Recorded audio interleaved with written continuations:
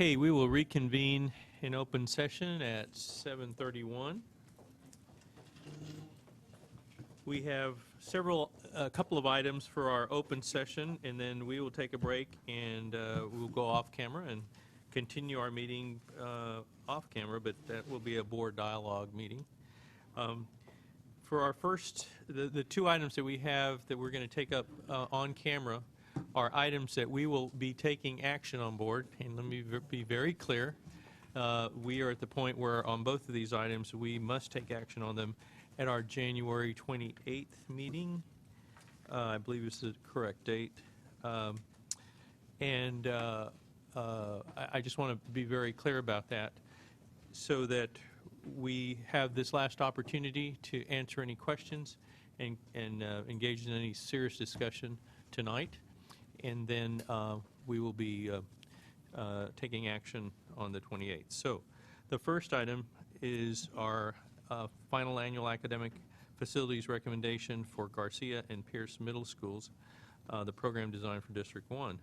Dr. Garstarfin. Yes, Mr. President and trustees, you've heard this presentation for some of you for over a year, and for some of our new trustees over the last few months. But this AFR actually has been in the works since school year 11-12.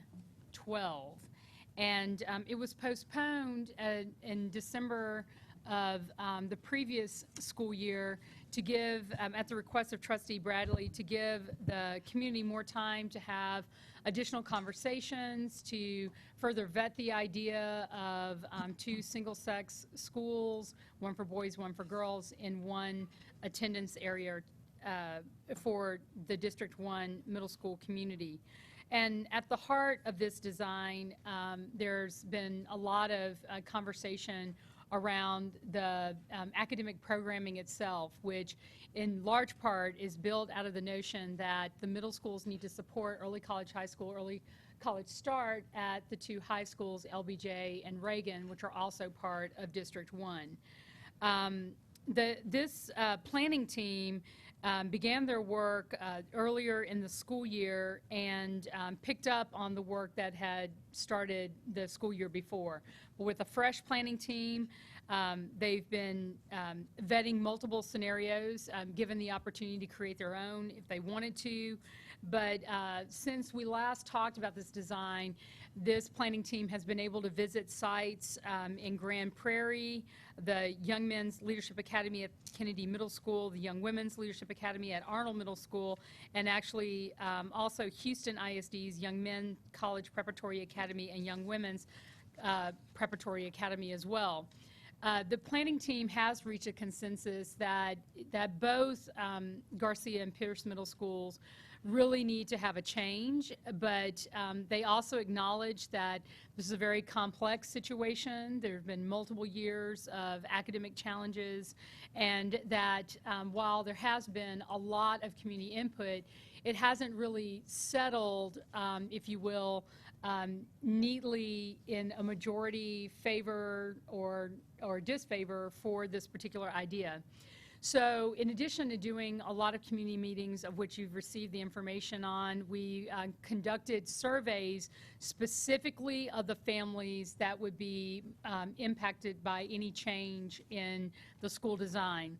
And on November 29th and December 4th, we combined the feedback of these surveys, and at the heart of it, you're going to find that there is, yet again, a almost 50-50 split on what the community would potentially prefer. So 45% were in favor of the creation of a single gender middle school design. 51% favored the traditional co-educational middle school design. 32% favored a single gender middle school for their own children, and about half responded that both girls and boys would benefit from attending a single gender middle school. And about a third would support the creation of this type of school in their neighborhood, even if children who chose to attend a traditional coeducational middle school would have to travel outside of the neighborhood. Now, these surveys and results are all attachments to your agenda item. But at the end of the day, I mean, you still have a split on what the community would prefer. But the planning team did reach its consensus and encourages that the board consider the establishment of 2 single-sex schools in the combined attendance area for Pierce and Garcia. They talked about it in terms of it being that the schools need an ambitious model that would provide a new start for these middle school communities and a cultural shift for the 2 schools around high achievement and better outcomes for kids. They felt like, at least at this critical developmental time period in a student's life, that it would reduce the distractions that some of our students and those communities have that interfere with their academic success. They felt like, given the growth of charter schools in the neighborhoods, that this would be a competitive option.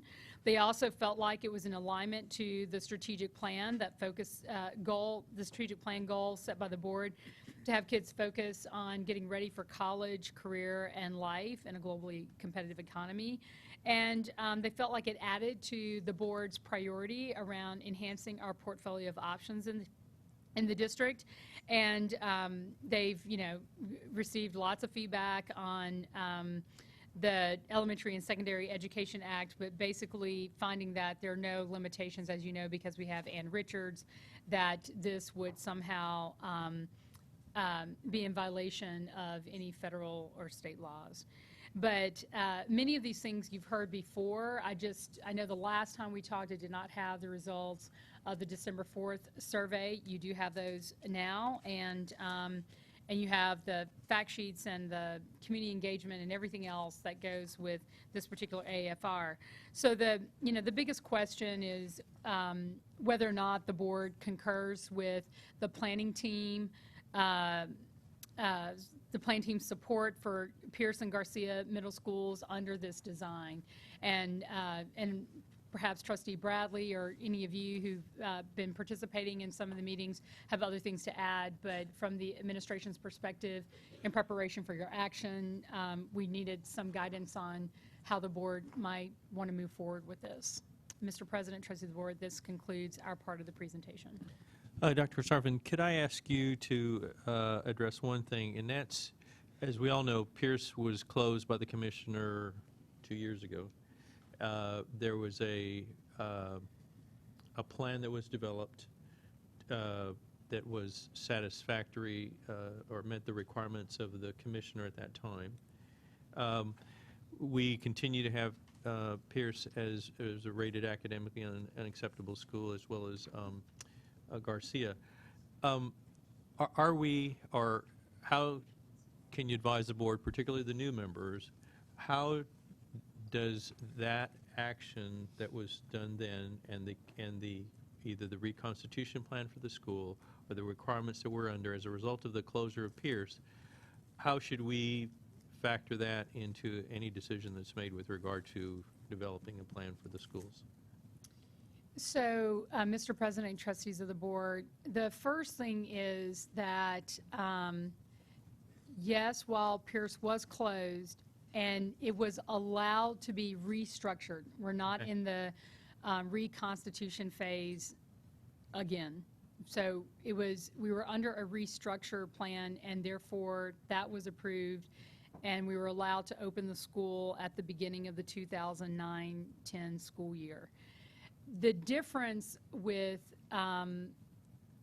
Pierce, which we have yet to have closure on with the state, is while they did reopen the school, what is supposed to happen is that you technically get an accountability restart, right? You get the letter that says you are no longer, under any kind of watch or anything. And as trustees who've been on this board for a long time, we never got the restart on the accountability clock. The state never approved that, and we never had, despite our, our request to have that resolved and get some closure on it, we did not receive that restart from the TEA. So we are still implementing, under the current design, the restructure plan. From the time it's been restructured, it did meet academically acceptable in that last year with TPM, and but then it went AU again. When it went academically acceptable, technically again, we should have been able to kind of start all over. We've been working with that type of concept under mind, but still utilizing the restructure plan, keeping the same model. And technically should not be under state accountability sanctions. But again, we've never been cleared as such. So anything that we would do here is still under the purview of the board. However, it is not clear if that would have any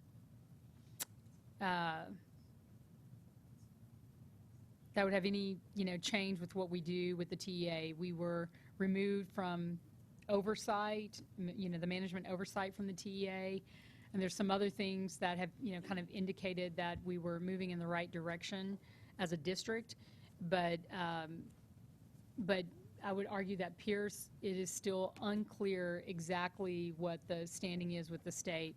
And since that time, we've had a change in the commissioners, and but then there has been no notification from them that yet that there's anything in particular that we need to be doing differently.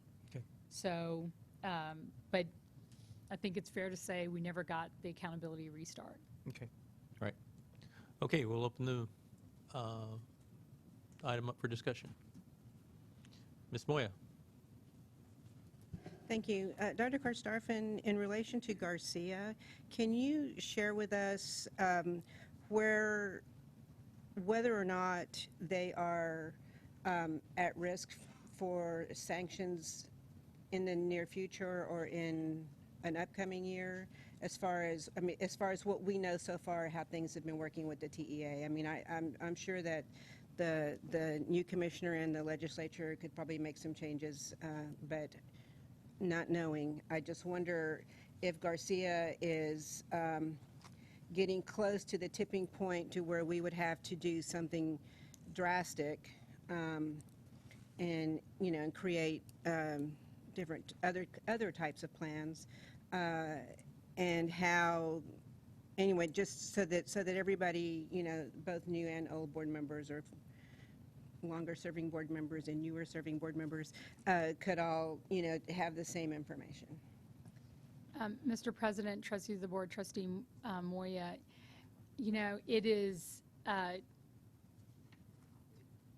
again, I don't know how this current administration is going to handle schools that have a longstanding history of academic failure or classifications of academically unacceptable or on again, off again, kinds of academic trends. So all we know is kind of what we've experienced thus far, and with schools having to hold, their ratings for that, first year and then a second year, I'm not sure how all that's going to be counted. It is really unclear to us at this time, unless, Bill or Paul have anything to add. We all have the same information. It's pretty unclear for us at this time on how all these things are going to be interpreted, especially going into a new legislative session where we're even hearing things like they may change the classification system to a grading system. And if there's a grading system, then what does that mean for a school that is like a Garcia, and if not, which ones have sanctions and which ones don't. So it's, I don't, Bill or Paul, do you have anything else to add or no? No, Paul, Bill, no. So So until all of these things are settled and we know where the, cut scores are going to be and how everything really shakes out, it's really unclear. But I would anticipate, given, still with the lingering, long-standing history in some of our schools, that as things ramp up, they will have a strategy. We just don't know what it is. Follow-up, and this is really more about some of the things that have been in the press, particularly not about Pierce or Garcia, but when we talk about schools that have history of failure, or a lot of people believe that schools, that the children are trapped in these schools and have no way out. I think Austin ISD is different because we have such a liberal transfer policy and different ways for families to choose to move to another school. And I think it's real clear. It's something that we need to make sure people understand, that students aren't trapped. They're not, locked in, can't get out. Because I think in some parts of the country that kind of is true. But I just wanted to see if there, make sure that people understand that these students are not prohibited from having options like the transfer. The transfer option period has already begun, and for people to put in their transfers for other schools. So it's just real fresh in my mind because I was reading an article today that was talking about that. And so I wanted to just make a statement about that. The only other thing is, I realize it's very unclear, but I feel like given what we know about the history of the school over the last, how old is it, 4 or 5 years? 5 years old? The sixth year, and it opened academically unacceptable, didn't it? That given what we know, and that there have been so many efforts by the district to do things differently, and it's not just, a revolving door of principals. It's, replacing a principal if a principal wasn't doing the job, but trying to mitigate and create environments and educational opportunities for the kids in these schools, and yet we're still having troubles. And so all that to say, again, is that we've got to do something different, and I believe we have to do something drastically different over there. And I'll wait to speak a little more later and give other trustees an opportunity to ask their questions. And just in addition to the AISD transfer piece, in schools that don't meet federal accountability expectations, and we are required by law to send letters to parents to notify them about the performance of the school, and you can also have a No Child Left Behind transfer, if you will, to another school. But where I think the middle school piece, like when you talked about having lots of options, where it gets really tight is that, our list of available places to send students is incredibly short. Unlike elementary schools, if that were the case, but we don't have any academically unacceptable elementary schools. But in middle schools, they're just far fewer in number. And so, you're not able, some schools are, frozen to transfers because of the size of the enrollment and the space available. But we really don't have, I would argue, many choices there. So for us to be able to serve our student populations well, these schools must be turned around to be able to meet state, federal, and this board and community's expectation for what we should be doing in schools, so that the neighborhood option is a quality option. And because I think the transfer design is limited at best, and we know that we're already pressing on the wall around enrollment numbers in receiving schools. So would you say that this limited access to schools, middle schools, for students to transfer to for various reasons, would it be fair to say that could be one of the reasons that charter schools have sprung up in that part of town and been successful at with children and families choosing to go there. I'm certain that could be one of the reasons, but there are many, many others. Ms. Barksdale. I'm glad to have a more full discussion about this AAFR with this full board. I'm glad we didn't vote on it last month. The slight delay gave us time to have all of this information collated kind of in one place and be able to see all the work that has gone into this AAFR over the past couple of years. So I'm thankful to be having this discussion. I do have a question about demand for single-gender schools and AISD, and it is difficult for me to kind of separate this AAFR from the other School for Young Men and Richards.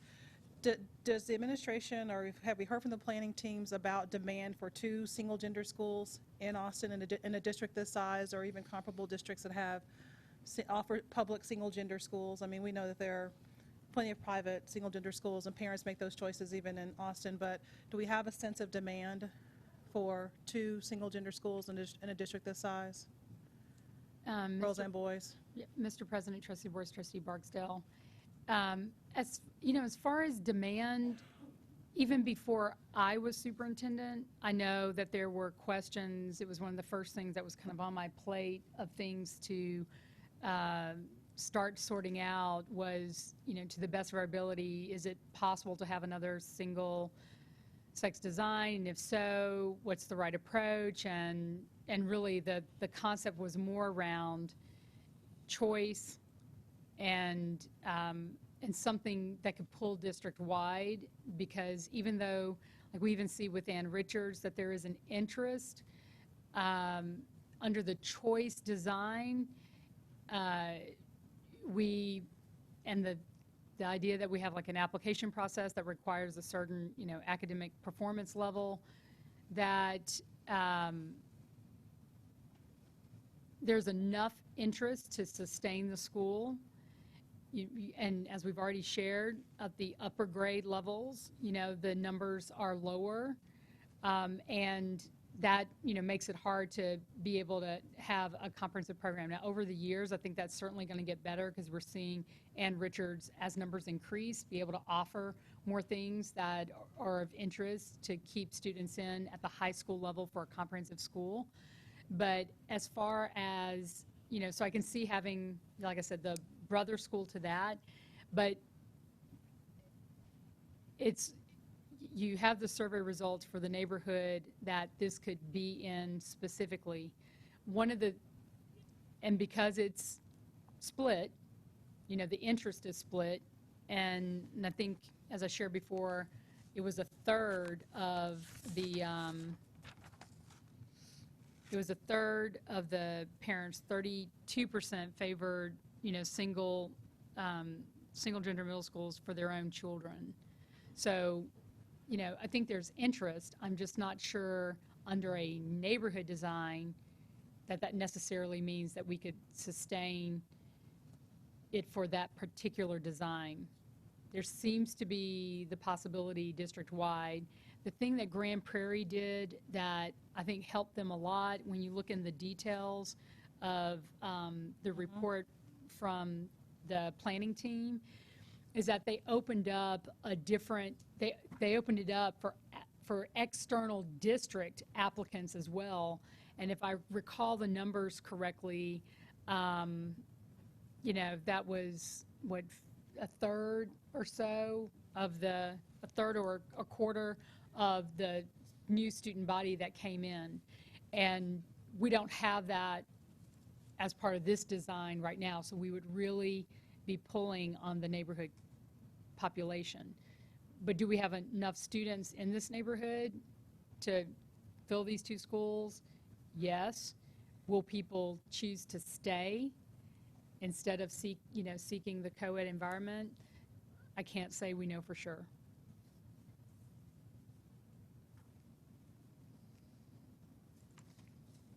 Okay. Ms. Ellens.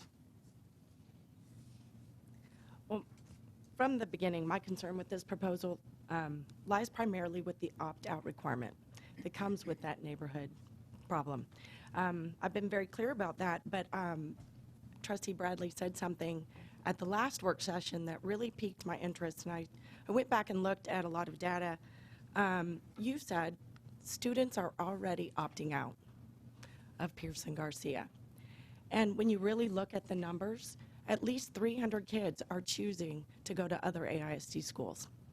So I'm wondering if there's also a way to find out how many are choosing the charter option already today. Can we find those numbers somehow?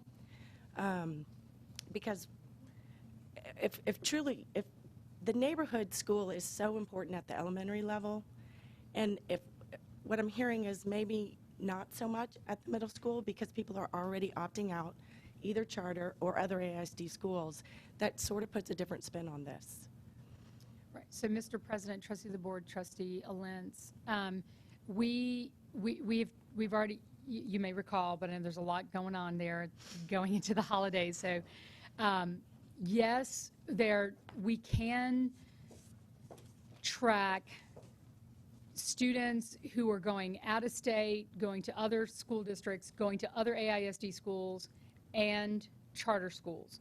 Private schools, that's a little more difficult, but as you'll see in January when our demographer comes and when we talk about the impacts to AISD, there's a lot of other information about kind of what families are doing given all the school age kids in the city of Austin. We know that we have almost 5,000, maybe over 5,000 now, students that, families that are in the Austin area that are going to charter schools, and the number grows each year. So what we are doing as a district that we started before winter break, and after we got our enrollment numbers kind of settled to see where everybody ended up and how did our projections line up against the numbers of kids who actually did come, and you have all this information that that there are still, and I can't do the numbers off my head, but I'm pretty certain that we were in the thousands of this year. It was over 1,000. That's not counting all 4,000 that are coming and going to different places, which is different to where we were last year, but that they are definitely going to charter schools. We can almost pin down by doing information requests where they actually went. That it's very labor intensive, but we are, for the 4,000 or so students that were with us last year that somehow have changed whatever they're doing and are somewhere else other than AISD, those are the students that we're kind of backward tracking where they actually went and what they are doing. And so we've started it. We started our work on the elementary level, and then we're doing the secondary level too. It's incredibly labor intensive. I'm like, you're literally tracking kids from the state to us to somewhere else and so on and so forth. But I do plan on having those numbers here in January. And so, but just still collecting it all, trying to get to the bottom, and I think we'll be able to show the board where those 4,000 or so students actually went, whether it's charter schools or something else, sometime this month. But I told you all that before we left for winter break, and as you plan for everything from the bond to budget, I mean, it has a significant impact on our district because we can still always shake out that we're seeing some growth, but the growth is in different places for different reasons, and we just want to be very thoughtful about how we're investing our money or raising our resources to be sure that whatever we're doing is really matching the kind of population and enrollment numbers that we have. But East Austin certainly fills the charter drain the most, and I would say Southwest Austin fills more of the private school. If there is a drain, it's more of the private school. Okay. And then I just wanted to, can you enlighten us just a little bit, those of us that are new, on how the planning committees are actually formed, who makes them up, what is their role, and give us a little more clarification on not necessarily why to trust their proposal, but just give us a little more understanding of how they come about and what they're tasked to do in general. Right. So they're not formal. The planning teams are not formalized like the you know the charges and the work that we do on advisory committees like the CBAC or a task force, which is also kind of has a longstanding history in AISD, or what's the other one called? Task force, advisory committee, and oversight committees and things of that sort. So our planning teams came out of our work as we were doing AAFRs, where, it wasn't necessarily something the board, charged people to go off and do or something, but that we would have community members with staff members, but parents as well, working on, shaping ideas and whether it's a school community or something larger, but really working on a concept and working through it. We often put them in our grants so that we know, we can show that we're going to have a lot of stakeholder engagement, but also, put them on a calendar for when they have to start their work and finish their work, and bring them together and kind of set the charge for what they're doing. They're not expected to work like a CBAC in the sense that there are some very specific guidelines around what bonds can be used for and things of that sort. It's more of the philosophical and sort of programmatic design and discussion, but also getting them to weigh in and represent different stakeholder groups from the community. They are set up around a particular program design that we're talking about, and as the board knows, when we set them up, we say, we're working on this. Do you have any names or people of interest that you would like to see serve? But they are largely recruited with the board, with the superintendent, with the team if it's facilities. Like we go and get people who live in the community and things of that sort and ask for names from other people and try to build out a planning team. So like the School for Young Men's planning team has been working for 2 years, 2 years, and have, a pretty strong group of people that have been working for a long time to answer a lot of questions and do a lot of work. In the case of this planning team, it started off as an AAFR, but in September, we did a huge refresh on the planning team, knowing that there was a request for more engagement, and it had upwards of, I'm going to say, 50 people on the planning team. We worked very hard to find parents and other people who, had either expertise and some expertise in the area of East Austin history, some of the single gender education pieces, people who, had advocacy interest in ensuring that there was a better quality education, and we've reached out to a lot of organizations that have a lot of public trust already from their work in the Austin community. So, and as you see how I present it, I don't ever say that it's their recommendation, because we don't ask them for recommendations. We ask them to sort through it and tell us, what do they, really think works and doesn't work, and what is their, what do they feel like the community would support, and do they also support the particular design? Thank you. Ms. Darsh. Thank you. I have kind of 3 questions, points. First of all, if students are, and I'm talking particularly about Garcia and Pierce at this point, if students are opting out of those schools, has AISD researched why? And is there some data that explains why they're opting out? Because I have some theories of my own, but I would appreciate knowing if there was some data explaining why parents are opting not to send their kids to those 2 schools. The second question I have, again, it's more of a concern, is if we don't have a clear, in that community, based on the telephone surveys conducted November 29th and December 4th, if we don't have a clear mandate that the single-sex proposal for Garcia and Pierce are going to really fix the problems that are at those schools, then how are we assured that if they're turned into single-sex schools, that we're going to have enough support to solve those problems?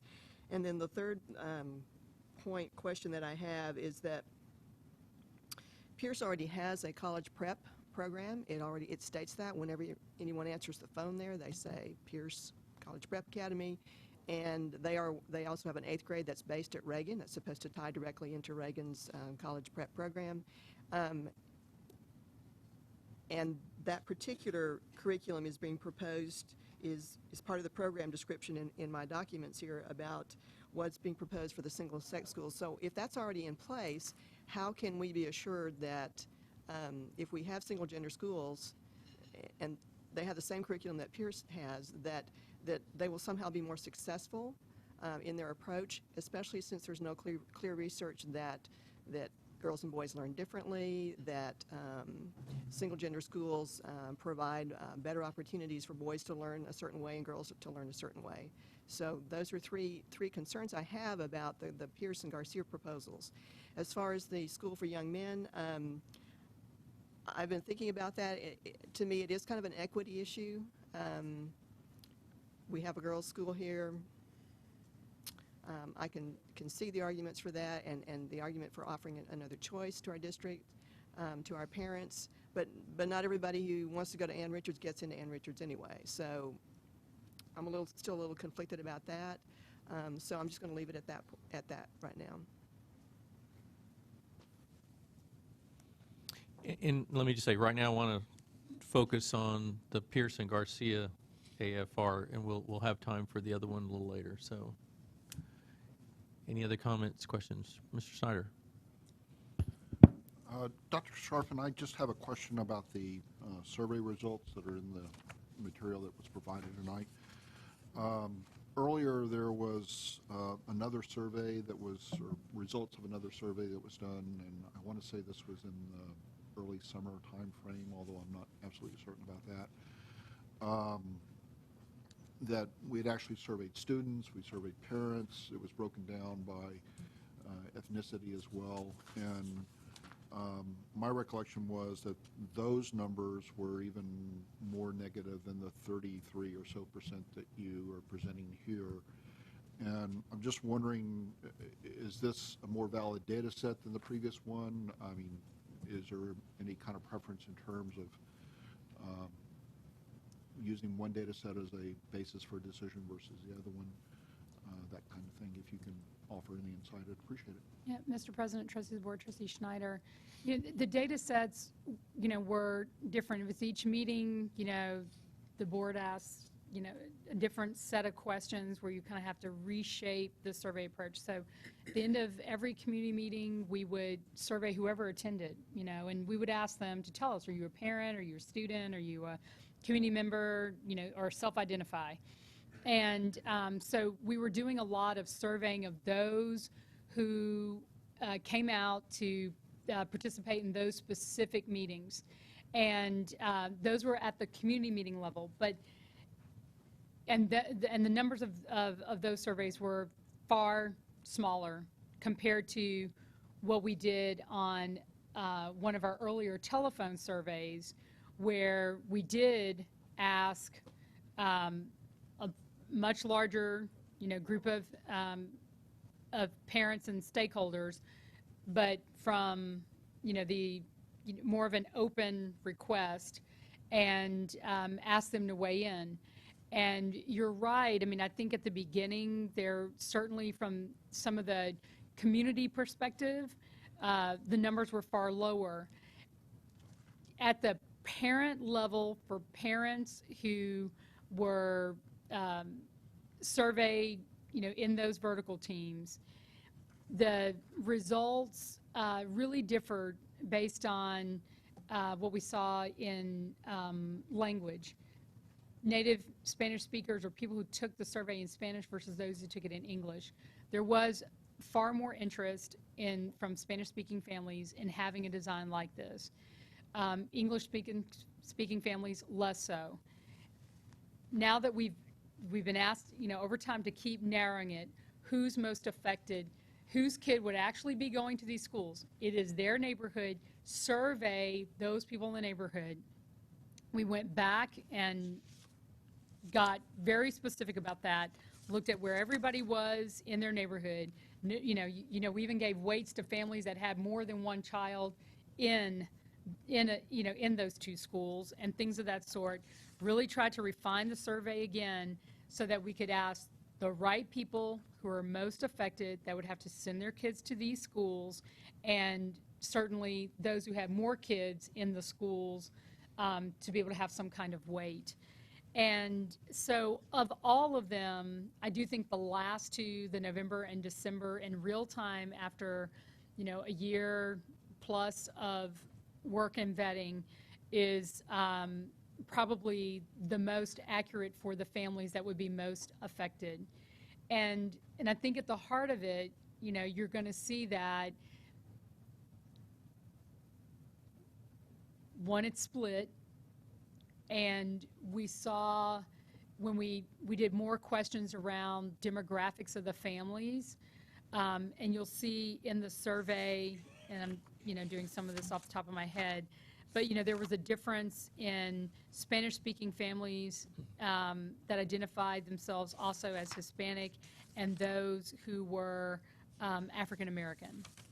And given that that's largely the population, that we're talking about, that seems about right. And if you look on page 18, you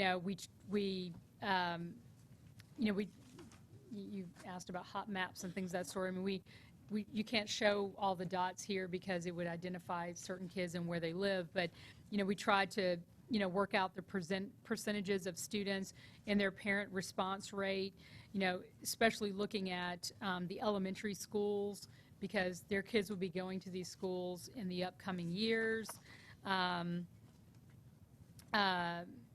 If you look on page 21, you can see again that, for each one of these, we tried to hot map and show you what these things, what it looked like for each school, and we did it again on 24 and 26. But I think this one is the most accurate, because it had a response rate at similar levels, but we're very specific to the families that were going to be coming into these schools. But I don't think that this survey shows overwhelming support for the design either. But it doesn't show that people wouldn't do it as well. I'd like to ask you a question actually about page 15, if I can. Somewhat reflected on 16 as well, which breaks down a little bit of the cost, and cost are one of the concerns here. And this is the total operating cost. It's not the delta that we would be paying by implementing this model. Is that right? Well, we did the. You have it broken down for two projected retention rates of kids going in. But I'm asking, this isn't an increase in cost versus what it's going to cost us to, if we say we're not going to do single gender at either one, I mean, it's still going to cost us roughly $10 million to operate the schools. That is correct. Okay, just wanted to be sure. And the second point is that you've got a 50% rate and a 100% rate, which is fine in terms of the cost. But, what I've heard, both in terms of the data that's presented here and reflecting back on previous conversations in the community and survey results, were that, it would just be my opinion and my first take that a 50% retention rate would be high, actually, for kids that would choose to go there, or their parents would choose for them to go there. Do you have anything that you guys consider more realistic? I mean, if we choose to implement this model, your best guess is that, let's say 40%, just for the sake of argument. might show up there? I mean, are there any figures along those lines, or? Mr. President, Trustee Board, Trustee Schneider, I mean, our people ran from, we took top and middle, but yes, we ran it from, I think it was 25% to, we just did each level so that we could be prepared, as an administration, on the back end as we're planning for the budget and depending on what y'all decide, so that we have, a better sense of, how this might play out. I think the retention piece will, less about retention, but more to Ms. Barksdale's question about what is the desire, or what is the, what was the word you used? I'm sorry? Demand. The demand for these kinds of programs, and how much can a district of our size really, sustain? Given, and I think that's a legitimate question, probably if we were opening another, it's a legitimate question, and more legitimate if we were opening another Ann Richards school. I think that's a different kind of question, just that this is so neighborhood, this is for a neighborhood. You could, at different levels, like we've done in other designs, once the neighborhood is served, you could open it up district-wide, you could open it up to another district. These would be things that might be contingency type planning based on the demand and the retention that we see once the school starts getting underway. And if you remember in this design, we also said that for whatever year that we're doing it, we give it, it's not opening the 13-14 school year. So once the decision's decided, we have whatever the rest of that school year is, and another year to plan and get ready, and we open it for 14-15. So I think that gives us a lot of opportunity and time to continue to work with the community, keep building the design, and build up momentum, if you will, for recruiting, for demand in the neighborhood. Having families help us, shape some of the programming and things of that sort. And just to be clear about the Pierce College Prep piece that we've done, yes, it does have a college prep piece, but we do not have an 8th grade at Reagan this year. They're not at Reagan this year. We did it for 1 year. We've done a couple of things. We held back 6th graders for 1 year. We moved 8th graders up to give the school a chance to kind of work on at least trying to get the curriculum and things down for the college prep model. So we did a bunch of 1-year stopgap measures to try to get us back on, give the school to kind of have a chance to restart without actually closing it, and really reducing the numbers to build it back up again. We did it, kind of one times, because those are pretty expensive propositions, and we never really get a chance to start with a clean slate when you don't fully close out and rebuild for a start. But this is another way to do it. We did this at LBJ and Reagan, identified it, and then we knew that it would take us 1.5 years, upwards of 2 years, to really get to a full implementation stage. One hopefully final question. When you say 50% retention, that's 50% of current enrollment versus actual capacity at the school. Correct. So we're already, so if y'all remember, like Garcia, for example, is already less than 50% usage of their capacity. So that would mean that if it was 50% retention of the existing students, that would be more like 25% of capacity usage, and then we'd have to build back up. Thank you. That's the point I just wanted to be clear. Dr. Mathias. For the sake of dialogue, I'll be direct. The challenge that I have is I'm just not convinced that single-sex schools are the solutions to the problems that we're facing in District 1. And this is where I'll need Trustee Bradley's help, because I don't know the challenges of District 1, but I know the challenges of District 2. What I'm hearing the challenges are is that we have 2 schools that have been unacceptable for several years. I'm hearing that we have neighborhood schools that are not quality options. And in the board materials that we were given, I read what was called the boy problem, that we have a boy problem in this district where boys are being outperformed by girls. Kudos to the girls, but boys are lagging in so many indicators. The question then becomes, is this the solution to those problems? At least in District 2, the cry that I hear is stop experimenting with our students. Our students are not lab rats, they're not guinea pigs. Stop experimenting already. If you want to experiment, experiment west of IH-35, and if it works, come back to District 2, we'll welcome you with open arms.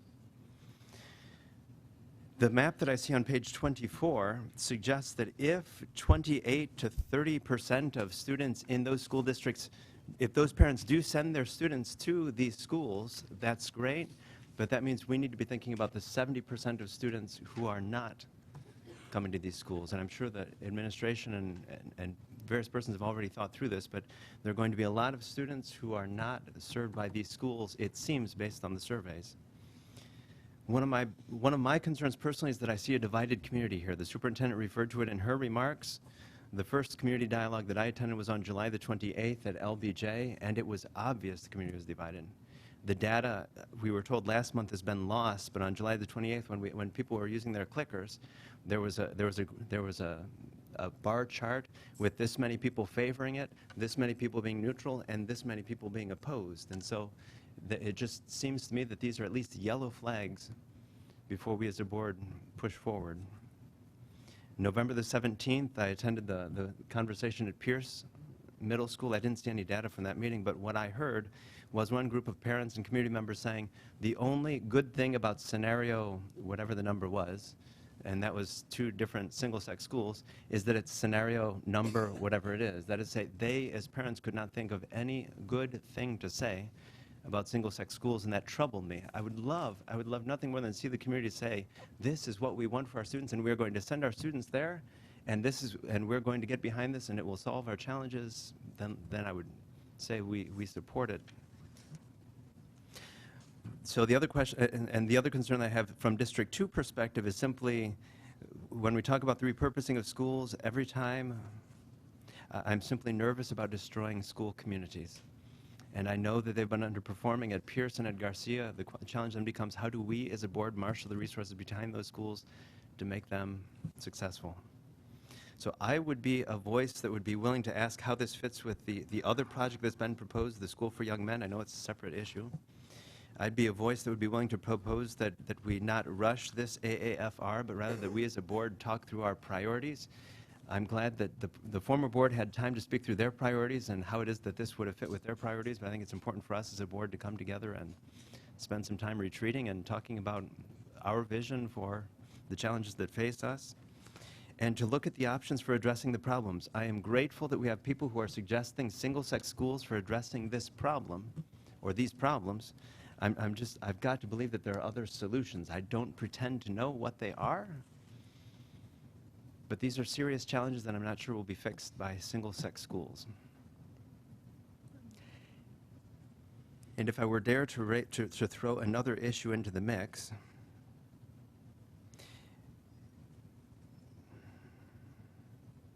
it would simply be the issues of race and inequities in East Austin, and how it is that all of the data that we see shows how students of color and students of lower socioeconomic levels are not being served as perhaps other students are. It seems that we as a board have a mandate, I would advance, to see how it is that we can better serve those students and their families. I'll breathe.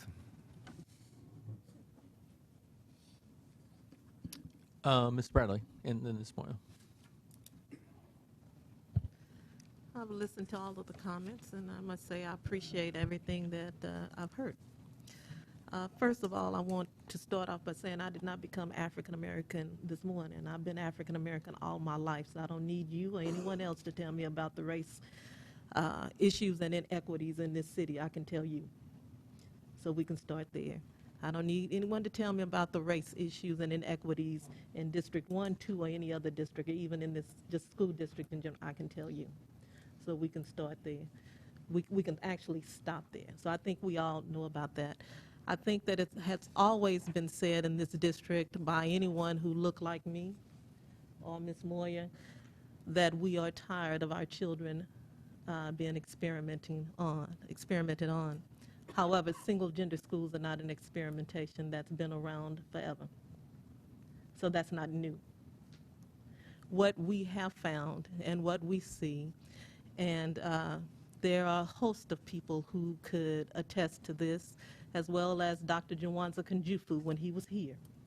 He could say this, that schools that are single gender, that have a large population of children of color, have a positive impact on the choices that they make and their academic success.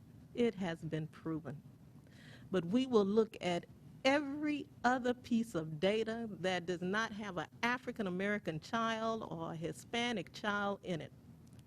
But we refuse to look at the data that actually shows the success of children of color in those schools. Now, we can talk about how boys learn and we can talk about how girls learn.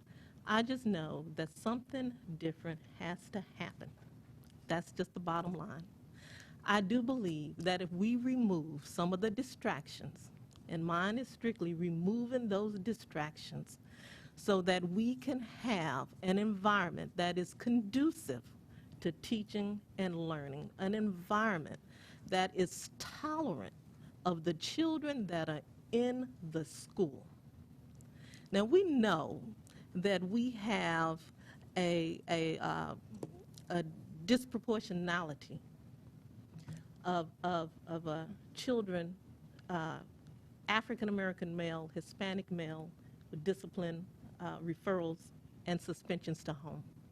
We know we have an overrepresentation of African American male and Hispanic male in special education. We know that.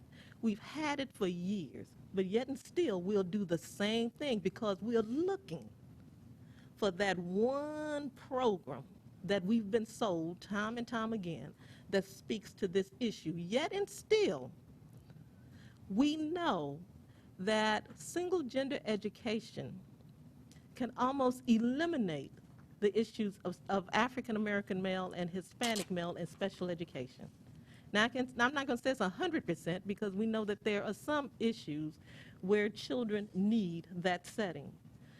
We can speak to the overrepresentation of discipline and referrals that we know that it has done wonders to combat that issue. There's data that shows that at these schools. When I was in Grand Prairie and I looked at the girls' school and the boys' school, you could see it. The one thing the girls said that there was no bullying, that there was no reason to bully. The school had just about every program in it that can attract a girl. They had ballet. They had one of the most wonderful choir. I mean, just things that just grabbed a girl and just point blank said that there are so many things and so many opportunities in this world, so many possibilities for you that you can do, but you have to put forth the effort. That it requires that you study, that it requires that you do your homework. And we're going to have these opportunities here for you.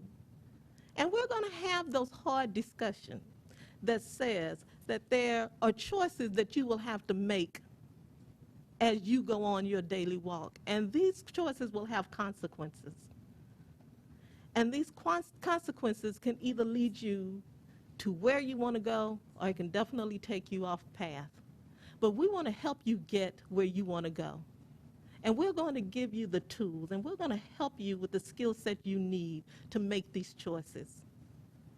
And that's one of the things that single-gender schools do. They do the same thing with boys. There are behaviors. There are consequences to your actions. There are things that you're going to have to learn in society. There's a way you speak when you're with your friends, and then there's a professional speak when you're here with us. And we expect that professional speak. We expect that professional behavior. We expect you to come here and do what you need to do to get you to your dream. I believe every child has a dream. I believe that every child has a talent. But we have kids who will go through our doors never, ever assessing what that talent may be. Never, ever acting on what that dream may be. And what I am saying to you is the hardest choice we have here is what we do in the best interest of kids. It's not what the facility should or should not become, but what do we do that's in the best interest of kids? How do we change the outcome of some of our children's life? How do we impact that? Now, I can think of the most recent thing that really breaks my heart. And first of all, I would like to send out my condolences to the family of Sophia Martinez. How do we impact that? How could we have possibly impacted that? Now, I'm not going to lay that at the feet of Austin Independent School District, but I am saying, what could we do with middle school students where we see most of those risky behaviors manifest is in middle school? What is it that we can do with those students to say, you have a long life ahead of you, but to get there, there are choices that you have to make. There are decisions that you're going to have to make. There are behaviors that you're going to have to exemplify. How do you get to your dream? How can we help you get there? And I honestly believe that if we can separate out the genders, the sexes, remove the distractions. I'm repeating myself here. Make that environment conducive to teaching and learning. Implement tolerance, because Lord have mercy, that is something that we are lacking in some of our schools, and definitely when it comes to our boys. If we can bring that to our schools and to our kids, I believe that we can really change the face of education in that community. I really believe we can change the face of education for those children, and I believe that we can bring something that is successful and powerful so powerful in that school that it just explode out the door and has a positive impact on the community in general. I believe we can do that. But first of all, we have to have the wherewithal to try. And we got to stop making up all these excuses of why we can't do anything. And the thing of it is I've been in this district long enough. I've went to all of the AISD schools. I've lived in this city long enough to know what we will and what we will not do. If we think academically acceptable is okay and we want to marginalize our students, then I say we continue on doing what we've been doing, because that's exactly what will happen. When we start talking about children of color, academically acceptable is okay, it's good enough. Well, I say it's not, because I know our children can do better. I know that they are capable of doing more, but they have to have the opportunity to do it, and we have to actually give them the environment to do it in. And so I can say, as far as opting out, you're right. Our kids are already opting out. I could stand on the grounds of Jordan Elementary, and I could point to a charter school in any direction. Any direction. Middle school, elementary, or what have you, I could point to a charter school. So they are opting out. And it's in that community. So if the parents have no problem traveling to those charter schools that they're not getting transportation for, believe you me, they're not going to have a problem going to Pierce and Garcia. And I contend that if we open those schools, the single-gender schools, I do not believe it will be 25%. I believe we will get the parents bringing their children there. I honestly do. But I believe that we have to plan it well. We have to plan it with the community involvement. We have to have a philosophy and let the community with the district develop that philosophy, hire the principal with that philosophy, and expect the principal to hire the teachers with that philosophy. Let the community, along with the district, design what that school should look like and what it is they want for their kids and what they want the outcomes to be. And I believe that if we do it well, they will come. I believe that with all my heart. So all I have to say to you all is we have to do the right thing. That's it. Ms. Moya. Thank you. First of all, I don't believe that we are rushing this. We've been working on this for 2 years. So there's no, I just don't see how we honestly believe that this is being rushed at all. And it's taken different shapes and it's morphed into, different things over time as we've had conversations and the surveys have changed over time as well. And I think that the more people start to understand what this is all about and the purposes of it, or the purpose of it, I think people will start to open up a little more. This is new. It's new to Austin. It's not new to education, but it's new to Austin. And anything that's new to Austin is going to be met with resistance because folks just don't understand it. And I've heard, some of the things that others have said about experimentation here and there, and I understand the sentiment, but I also know that in those schools where we've changed programming, it wasn't an experiment. It was something that was, that had good data behind it. It's a program that's working well in other AISD schools. Didn't work well in that school. So it's not an experiment. I think that's one of the buzzwords that's caught on over time, and people use that, as a way to detract from or discourage any kind of change. Change is hard, but I will say this. The children of Northeast Austin and the children of Southeast Austin or Central East Austin are no different than the children in South Central Austin and in North Central Austin or any other place in the district. But I guess you could probably go to Mopac and go east and find very similar demographics of all those children of color and all those low socioeconomic students. And so, the dividing line that people rely on is I-35, but that's not it, not anymore. And what we're dealing with in Pierce and Garcia is no different than issues, social issues, cultural issues that we're dealing with at Fulmore, Bedichek, Mendez, and Burnett, Lamar, Webb. No different. And I know I said this once before, and I'll say it again.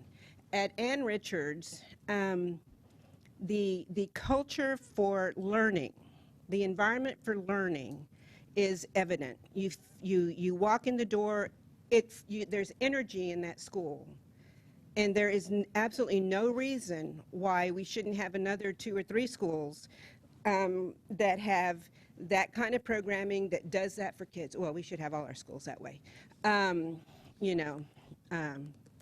we should have all our schools that way. But since we're talking about single gender, the majority of the students at Ann Richards are children of color, and I think I'm right with that. Tell me if I'm, yes? Okay. Are children of color and low socioeconomic. And those students are performing beyond exceptional, and they love the environment. Those that choose to leave for different reasons. They may choose to leave it to go to a high school that's co-ed because they decide they want to go and be a cheerleader or something. I don't know. But it's not because they're not getting a good education. And but they love that school. And if you've never been to that school, I highly recommend you go, because if we can replicate that and that academic performance in Pierce and Garcia, and maybe, a brother school to it somewhere, to the Ann Richards School somewhere, then I can't imagine not doing it. It is the most incredible educational experience for kids. And I cannot, in my heart of hearts, continue to say, let's wait and see. Let's wait and see. How many years have we been waiting to see? I'm a native Austinite. I know what it's like here. My parents are native Austinites. They know what it's like in Austin Public Schools way back when they went to school here, and there was only one high school, and if you were a person of color, you had to do things other kinds of ways because you didn't have an opportunity to have your own newspaper or whatever it was. I had to go underground. You know, and I happen to know the person who was the very first witness for the federal government when AISD was taken to court over our discrimination and such when we, you know, went under a what is that order called? Consent decree. And, you know, I know the person that was that witness.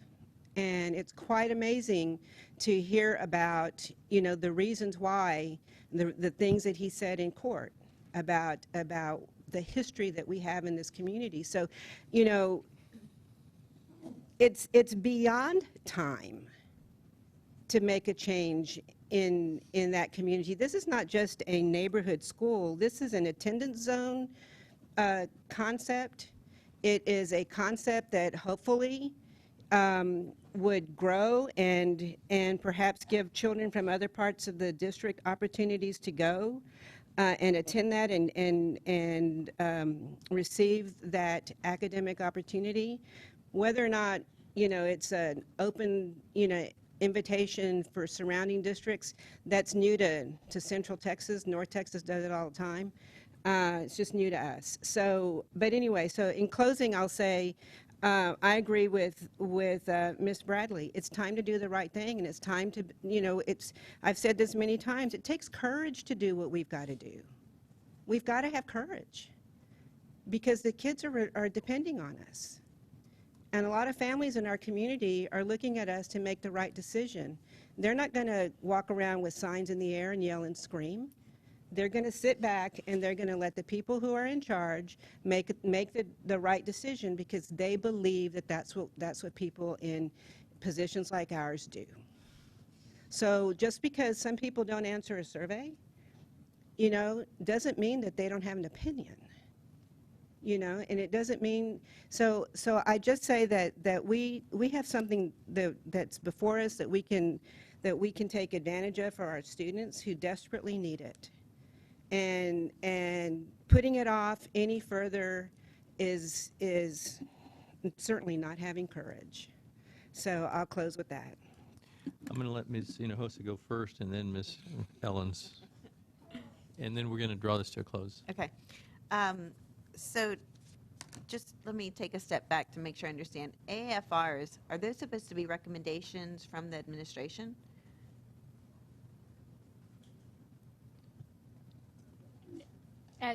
At the point when y'all are ready for action, after we've heard the board, the community, planning teams, and everything, we, you know, take that guidance and shape a recommendation, right? So what we still don't have closure on, in large part because there's been a lot of stops and starts on anything related to single-sex school designs on these two AFRs, is we do not have a recommendation yet.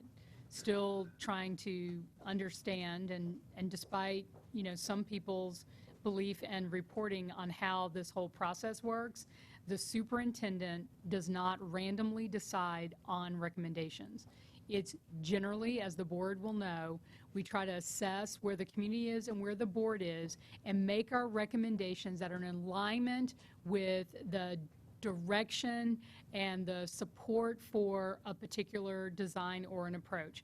Our work is trying to get the I's dotted and the T's crossed and the budget done and the designs done and giving you enough really good information for you to be able to deliberate and talk about things so that we can then shape a recommendation that is as close as possible to alignment to this board and the community. So I can't think of maybe more than one time, which was about a particular budget issue, that the administration really could not see, and I do think it was a minority opinion, but was requested that we do it, but and even there I expressed that I did not support that particular opinion. But 99% of the time, you will see a recommendation that should not surprise you, because you will have seen the discussion, the community input, and then we try to shape a recommendation that really supports and represents the majority of what people are asking for. So we have not put a recommendation forward. It's really important that we, as my team is doing, we're listening very carefully so that we can shape a recommendation that is in the best interest of the school district. Well, the reason I ask is because, so you all are the experts, right, on how to educate people. We tell you what it is we want accomplished. So it seems to me that you have an opinion about whether this is the right approach. We talk about how there needs to be a change in Pierce and Garcia. And I'm curious to know what the administration thinks about whether this is something that would create positive change and that would work for District 1. So you're probably not ready, or I don't know if you are ready to respond to that, but that's why I asked, because I didn't think I saw that you all recommended single-gender schools for District 1. All right, our recommendation, when we feel like we're ready for prime time, we recommend it. So let me just remind you of the recent history with this board, this current board.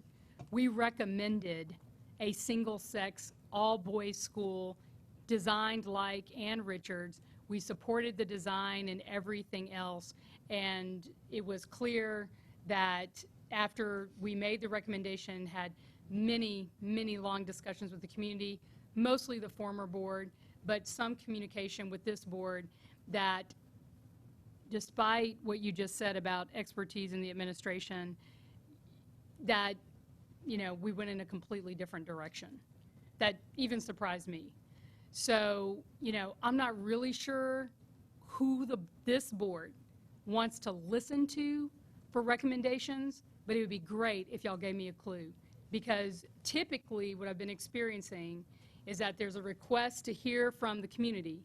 So I've been listening really hard to try to shape these things based on the work with these planning teams and community meetings and everything else to, you know, really shape it the right way, and that this board would also be listening to the community. But even after 2 years of community work, we didn't get there in some of our recent discussions. So I am happy to weigh in early on what I think, but only if it's of value to this conversation. So, you know, and I would prefer, given how things have been working and we haven't retreated yet, not really sure how this board wants the superintendent or the administration to weigh in, or some of these planning teams that we work so closely with, that yes, have people that I have recruited and put on there by and large, but you've got to, you know, to say now that it's important to have the recommendation is not how this current board has been working with the administration. So the short answer is you've got lots of ways to go about educating kids. We've got global studies. We've got single sex with choice. We could have single sex for a neighborhood. We've got, you know, traditional schools. We've got schools that, you know, focus on more direct instruction than others. We've got all kinds of designs in AISD. This is, and we have seen finally in Texas, a school district that is doing it in this kind of design too. So it is a viable option. Are there other options? Yes. And we have asked the community to tell us if they want to see other options. But even the planning team, when I personally went to the planning team at the very beginning and said, you know, you can create something totally different. Feel free to come up with something else. Tell us how we can help you get that information. They have found themselves back into this model and this design. So I won't know until we're really into it on whether or not it works. I mean, we just recently dismantled one that I recommended, and I think that it could have worked. So, you know, what's of use to this board, and I will do that. But giving you a recommendation now, I can't see how that's helpful without the board really weighing in and telling me what it is that you really see for the future of these two middle schools, and then I can take that back with my team and shape something that really works. But I need to know what y'all support and believe in so I can do that job for you. And until we have a chance to really figure out how we want to use the administration and the superintendent, I think right now the best thing for me to do is simply try to listen and shape these things in a way that helps you today. But in short, I think it's a viable option. It's a viable design. We're going to have to work hard to make it work, right? And all of the ways it's going to work is going to be, once you make the decision, that I know you're going to stick with the decision, right? So that when we do all the details and everything else, it goes to a good end, and I don't all of a sudden have something happening and then I'm pulling back on it because I've got to recruit people and really work on a design and make it work for our kids and families. But that's, I mean, I think that's the bigger thing. It does not help us at all if y'all are not certain you want to do it. But can I make this work? Can I put my team on it 110% and give you the best design humanly possible? Yes. And I don't think there's anything that I've been told to do in this district that we fail at. Your administration delivers every single time. Every time. So if this is what you want, you will have 2 great single-sex schools for a neighborhood, the best that I can possibly build within the reasonable budget. That might not be so reasonable depending on the retention rate, but I'm going to work on it. We're going to work really hard to recruit people and everything else, but I can do that. Okay. But do you want this? Well, do you want this? First, I want to make clear that if I disagree, or if this board disagrees with a recommendation of the administration, it doesn't mean that the recommendation is not valuable to this board. We may disagree on maybe a recommendation is not in alignment with what our values are, we believe our values are in the city, but that doesn't mean it's not of value to hear the recommendation from the administration.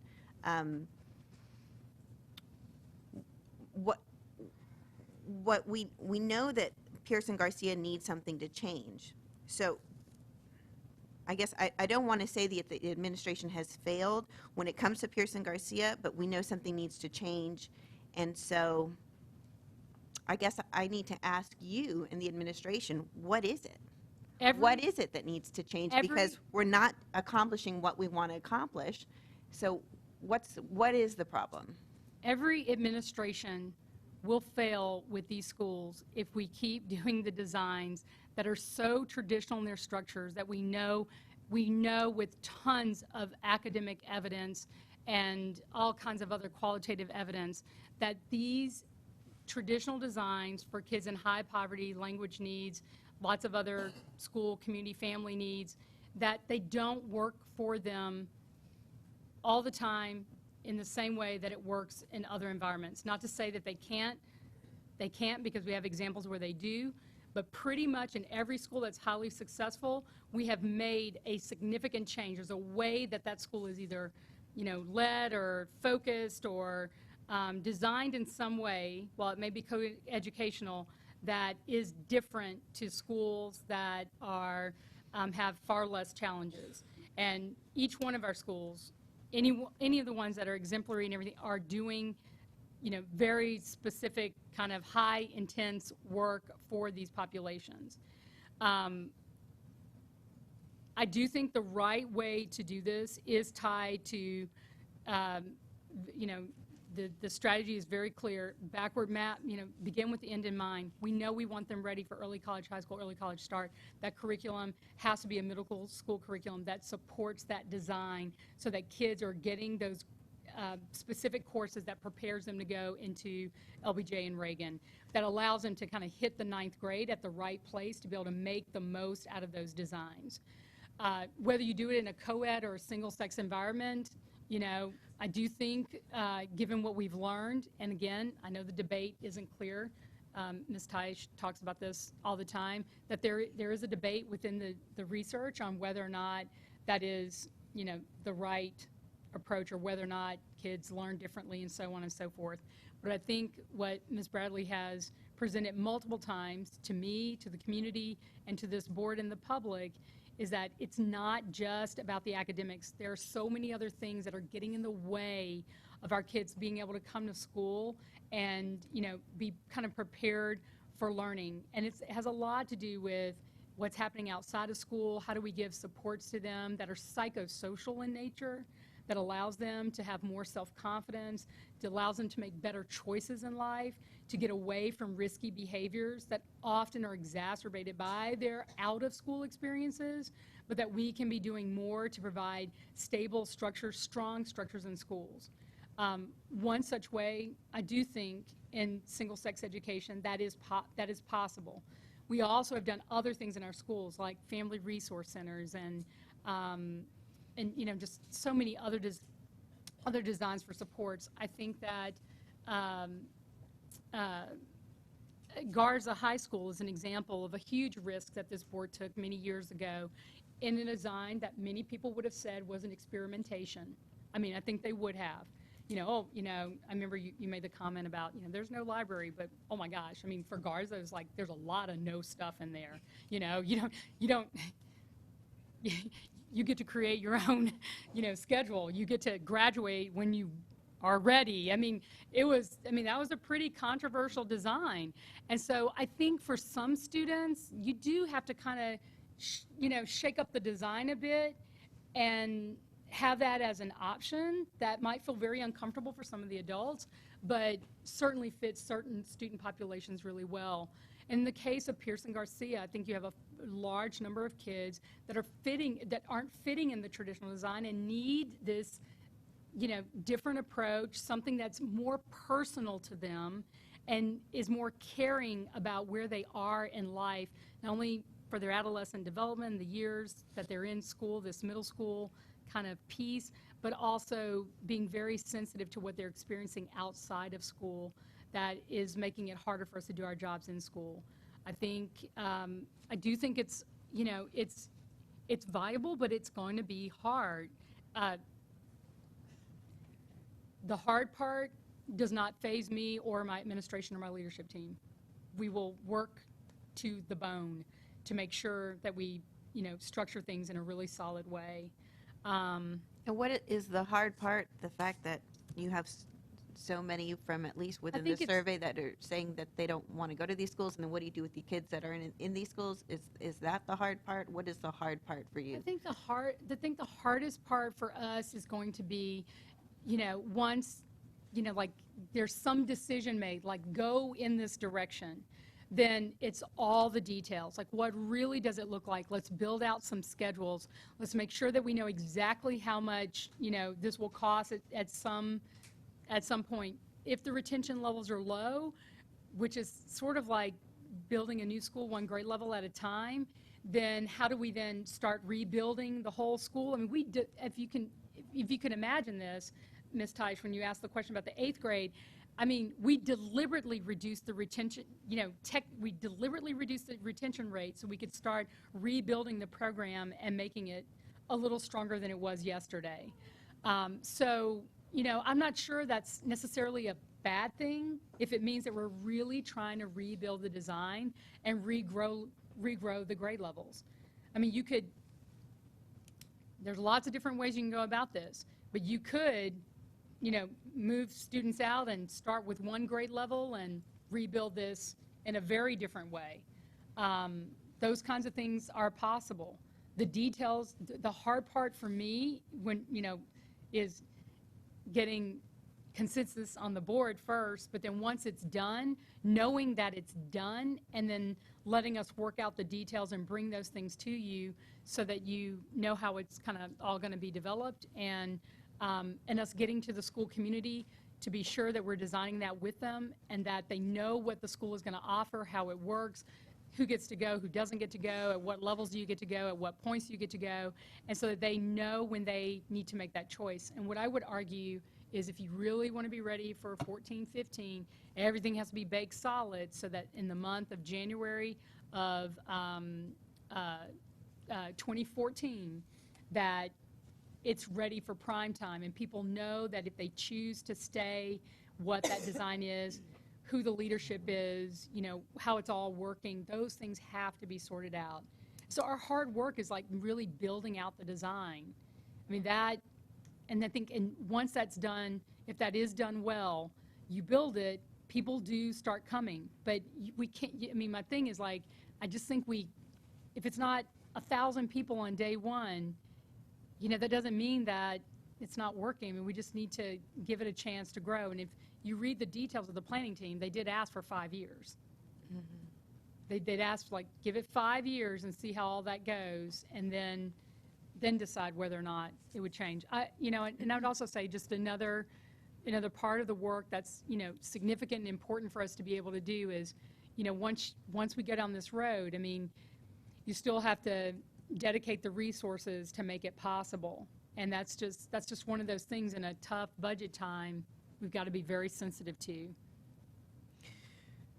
So I'll just end with this. I've raised this several times in smaller committee meetings and here as well, that I can support it if it's the Moody Foundation model, School for Young Men, where first kids from the neighborhood are allowed in, but where I think you said, Trustee Bradley, where it's just like powerful, like exploding out the door of possibilities of what can happen, because my problem with, or my concern with the Moody Foundation proposal is that it's a big price tag for, I'm not sure exactly, it's not in response to overwhelming demand from parents who want to send their kids to a school like that, because I at least haven't seen that. So I'm not sure exactly what that big price tag is for. We have an issue that needs to be addressed in District 1. So if we're going to spend resources, then we should spend it where we have a challenge that needs to be addressed. So I can see combining the two. So where you have just a top-notch, great program that is really based on what's going on at the Ann Richards School, and where the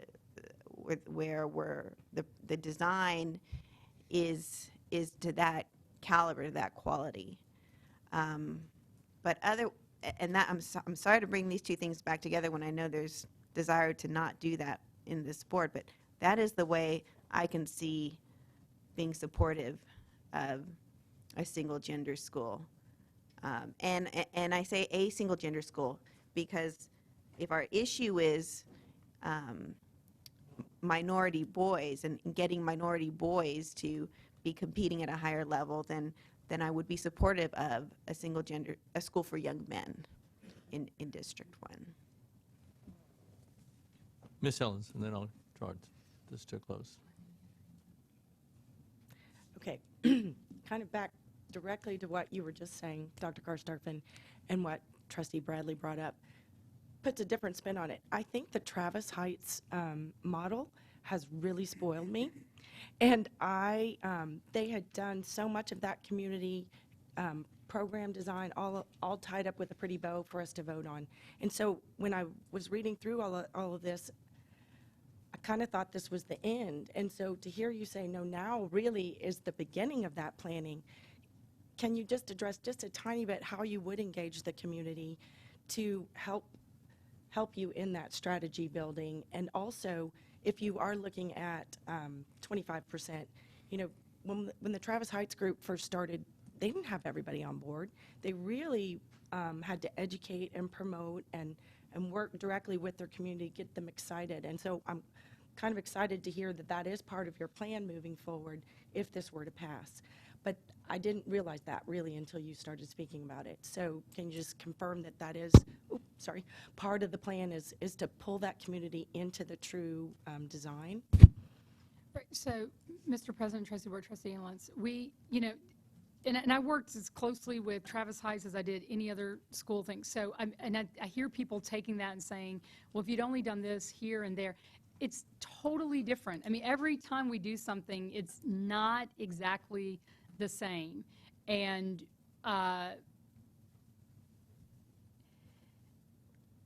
the part about the community engagement piece, which is, you know, is different, is one, you know, and I hate this about middle schools. I don't know why. I mean, I know why they created them, but it was for all the wrong research. But you know, you're dealing with a much shorter period of time, right? no matter what you're talking about, that top grade level is leaving next year, so they're not going to stay and be part of it. In order to have the conversation about the future, I've got to talk to the elementary parents. So it is very different to the design of what we were doing at an elementary school. And it's also based on a whole different board policy. So what we've been trying to do is get the interest of the elementary parents that will be coming up that, perhaps in the first and second grade, they're not really thinking about that right now. And while some of them have been engaged, not all of them. So I know we've got to really go back into the elementaries and work a lot with those parents who currently right now don't have kids in middle school, and the kids who are in middle school right now are never going to fill this program. If we're opening for 14, 15, I mean, technically, none of them will be filling this program. So our work, while people keep asking, keep saying, like, work with the parents in the school, it doesn't work for this model. I basically have to go get all the elementary people to do more work than the current middle school. And that is different. That's why, I think it's right to not launch for, a whole nother, period of time, to give us a chance to really build relationships with those elementary parents, to have them really be part of it, and to help us continue to shape it. But working across multiple elementary schools, and technically not really having who is going to be the leadership of the two designs. And in the case of Travis Heights, like, you've had a longstanding principal, you know who the parents are, that it's, kind of where the kids are coming from, who isn't choosing the school that's in the neighborhood. But this is much bigger and across a far larger number of schools that we have to work with. And so while, the current students and families are important, by the time this gets off the ground, they will literally probably not have the effect, and we probably would be planning it in some way to ensure that kids who are in the current design would have some way to finish out that current design and bring in the first class of students somehow. But all those things have to be figured out. And so I just think, like, that's the large part of, like, the additional work that we have to do with the community and get to the parents that are going to be affected the most. And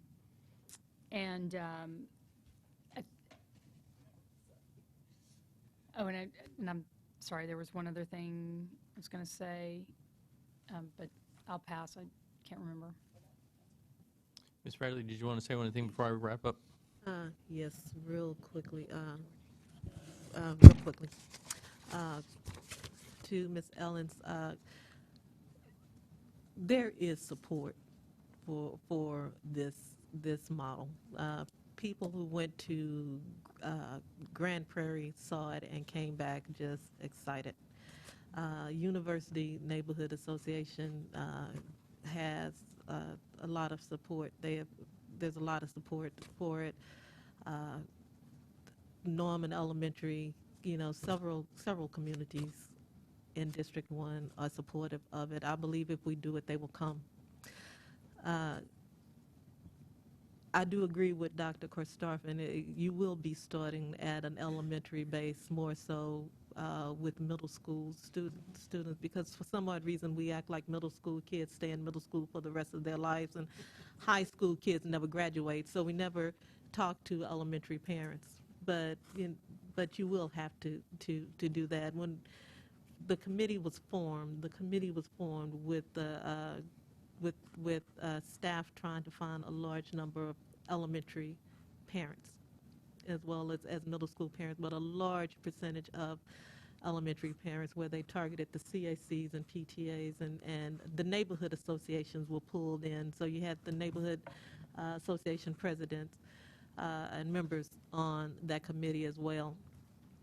So I do believe, like I said, if we design it, you design it with the community involved, and you do not let them go. You keep them involved from day one until the day the school opens, and then you even involve them more so then. So, yes, I do expect the community to be greatly involved with the design of these two programs. The second thing, Ms. Hinojosa, I am sorry to say that I will hate not having your support, but I will not support the combination of the Moody School and this school in one facility because we have too much of that in East Austin already, especially District 1. We have the magnet program. And unless you have not physically been into those schools, Keelan and LBJ, there's no way that you can say that those schools are successful in educating every child in that building. It's just not happening. And in fact, we just cannot continue to have that type of a model in our community because what it has brought about is that inequity that we've been talking about. And you can actually walk into the school and you can feel the inferiority as soon as you walk in. And I think that's what get every principal when they walk in the front door, because as soon as they walk in, they feel it and they immediately want to change it. And it has not worked out for them because their heart bleeds. So no, I'm sorry that I will not have your support, but I will not support that model. Please. I just want to ask you a question just to make sure that we're on the same page about what we're talking about.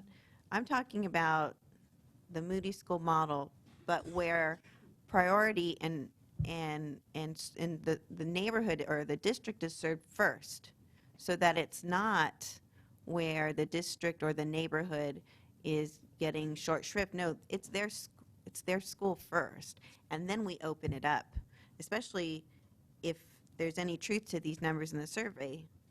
There will be space to open it up, but that's what I'm talking about. I'm not talking about just I'm talking about a magnet program that first services District 1. Yeah. Go, Ms. Bradley, and then the superintendent. Then that particularly not going to be the Moody model, because the Moody model is basically an application process, and that's strictly an application process. What I'm speaking of here is a school that serves all children. And you're right, there will be space, and I do believe that the district will open it up to kids in the entire district. And those kids that will not make it into the Moody school will be able to come to that school. The same way that the girls who do not make it into Ann Richards would be able to go to Pierce. And, or Garcia. So that, you can tell what my mind is. I have no secrets. And that we do have girls. I always come back to the one child at Overton who applied to Ann Richards, to Keelan Magnet Program, and to Fulmore and did not get into any of them. Well, this child could have gotten into either one of the schools. So. Dr. Starfin. And Mr. President, Trustee Board, Trustee Hinojosa, and a little bit more in working with the potential, funder for the Moody School should it move forward.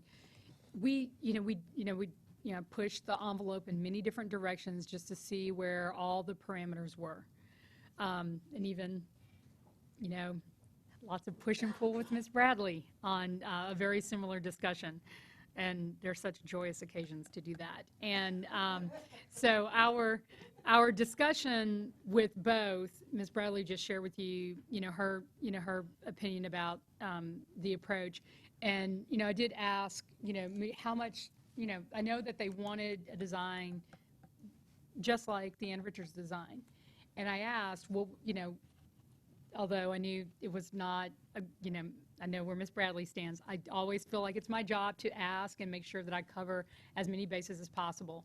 And the short version was what we could come to agreement on that, that at the end of the day was still pure to the Ann Richards model as soon as possible, was that if the Moody School under the Ann Richards model were, at Garcia as you described, the only concession that we could kind of open the door on was that current students in the school, one of two things could play out. They could continue and finish out in a co-ed environment and as the other school got started, because there would be enough space. But it was also the concept that they could automatically be the neighborhood kids, whether it was boys or girls, and I'm just going to go with boys for right now, the boys could stay in the school, where the 6th, 7th, and 8th graders could stay in the school and be part of the Moody School without application. But any new kids would have to meet the application design. For those, and remember the Moody piece is 6 through 12, right? So it has a high school component. For those who were from the neighborhood that wanted to stay beyond the 8th grade, the focus of the neighborhood kids had to be from the staff. You got to get them to the academic level that they have to be in, and they have to apply for, in some way meet the academic criteria for the 9th grade. But that it wouldn't be a given that you could just, any kid from the neighborhood for the school design, the neighborhood would be served first, and then you would, let the Moody School also have an application process. That is not the design that, that it was of interest to the funder, but that the negotiated piece would be for current students, we would find that it would be acceptable that they could stay and automatically be put into the boys' school. And because they were automatically there, though, that 9th grade, moving into the 9th grade was a critical year that they would meet those academic standards, or they would have to transfer to another school. So are you saying that in like 3 years, a 7th grader in 3 years would need to apply if you were a neighborhood child, or would not need to apply if you were a neighborhood child? A 7th grade student, a current 7th grade student, if we were opening the school. 3 years? Yep, but Okay. it's a current 7th grade student. No, it's a 7th grade student who. A rising 6th grader. They're in 4th grade now. Okay, thank you. Okay, they're in 4th grade now, keep going. Yeah, so if they're in 4th grade now, They they're would have to apply. for 7th grade then? Yeah. Oh, okay. But a real-time 7th grader, at the time that school opened, could be in the school. And then they'd have that 7th grade year and that 8th grade year to get ready for the 9th grade standard. Okay. Very quickly. Quick, this has been a good discussion. And from where I sit, there are so many reasons, that I kind of my makeup as a trustee that would be challenged with this AAFR. And I could tick off, the list of schools. The opt-out thing is an issue for me. Demand, I'm not confident about demand. Having the kids go away to a receiving school, then come back and go to the high school. For all of those reasons, that kind of ticks up why this AAFR doesn't make sense. But then I think about the evidence that's been presented and the case studies that are available around the country, especially for boys of color, and how a program design like this one can be a shot for them at graduation, let alone success beyond graduation, certainly outweighs, for me, the challenges I have with this AFR, particularly on the boys' side. I'm not quite sold in on the girls' side, but even in this district in Austin, where we do so many things so well, young men of color are just lagging. We haven't been able to pay particular attention to their needs and meeting their needs for whatever reason over the years. And again, the case studies around the country, and there have been folks from different arenas along the education reform spectrum and from various movements that have pointed to particular schools in Chicago or even in Grand Prairie. And they're not, spectacular success stories. We can't come in here waving the flag that that's how it's going to be, but those boys, even the one at the bottom of those schools, are doing better than our boys are, in particular.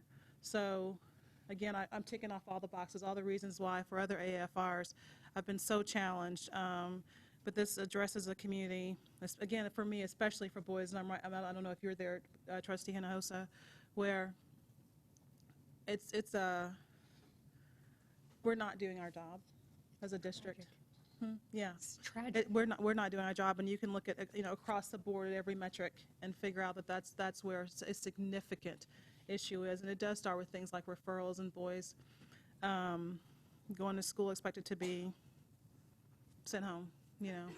on suspension, and that does affect academic performance. It isn't our responsibility as a school district to solve every social problem the kids may come to school with, but there are things that are happening on campuses. Again, we've seen other models nationally in the single-sex education where, again, boys that are at schools that aren't knocking socks off, are still doing better than our boys are. So I remain interested in progressing the AFR, especially on the boys' side. And I think that leads me to a question: if there is support in this board, I don't know, for any particular part of this AFR, boys or girls, is there any way to separate it and leave one school single sex and one school still co-ed in District 1?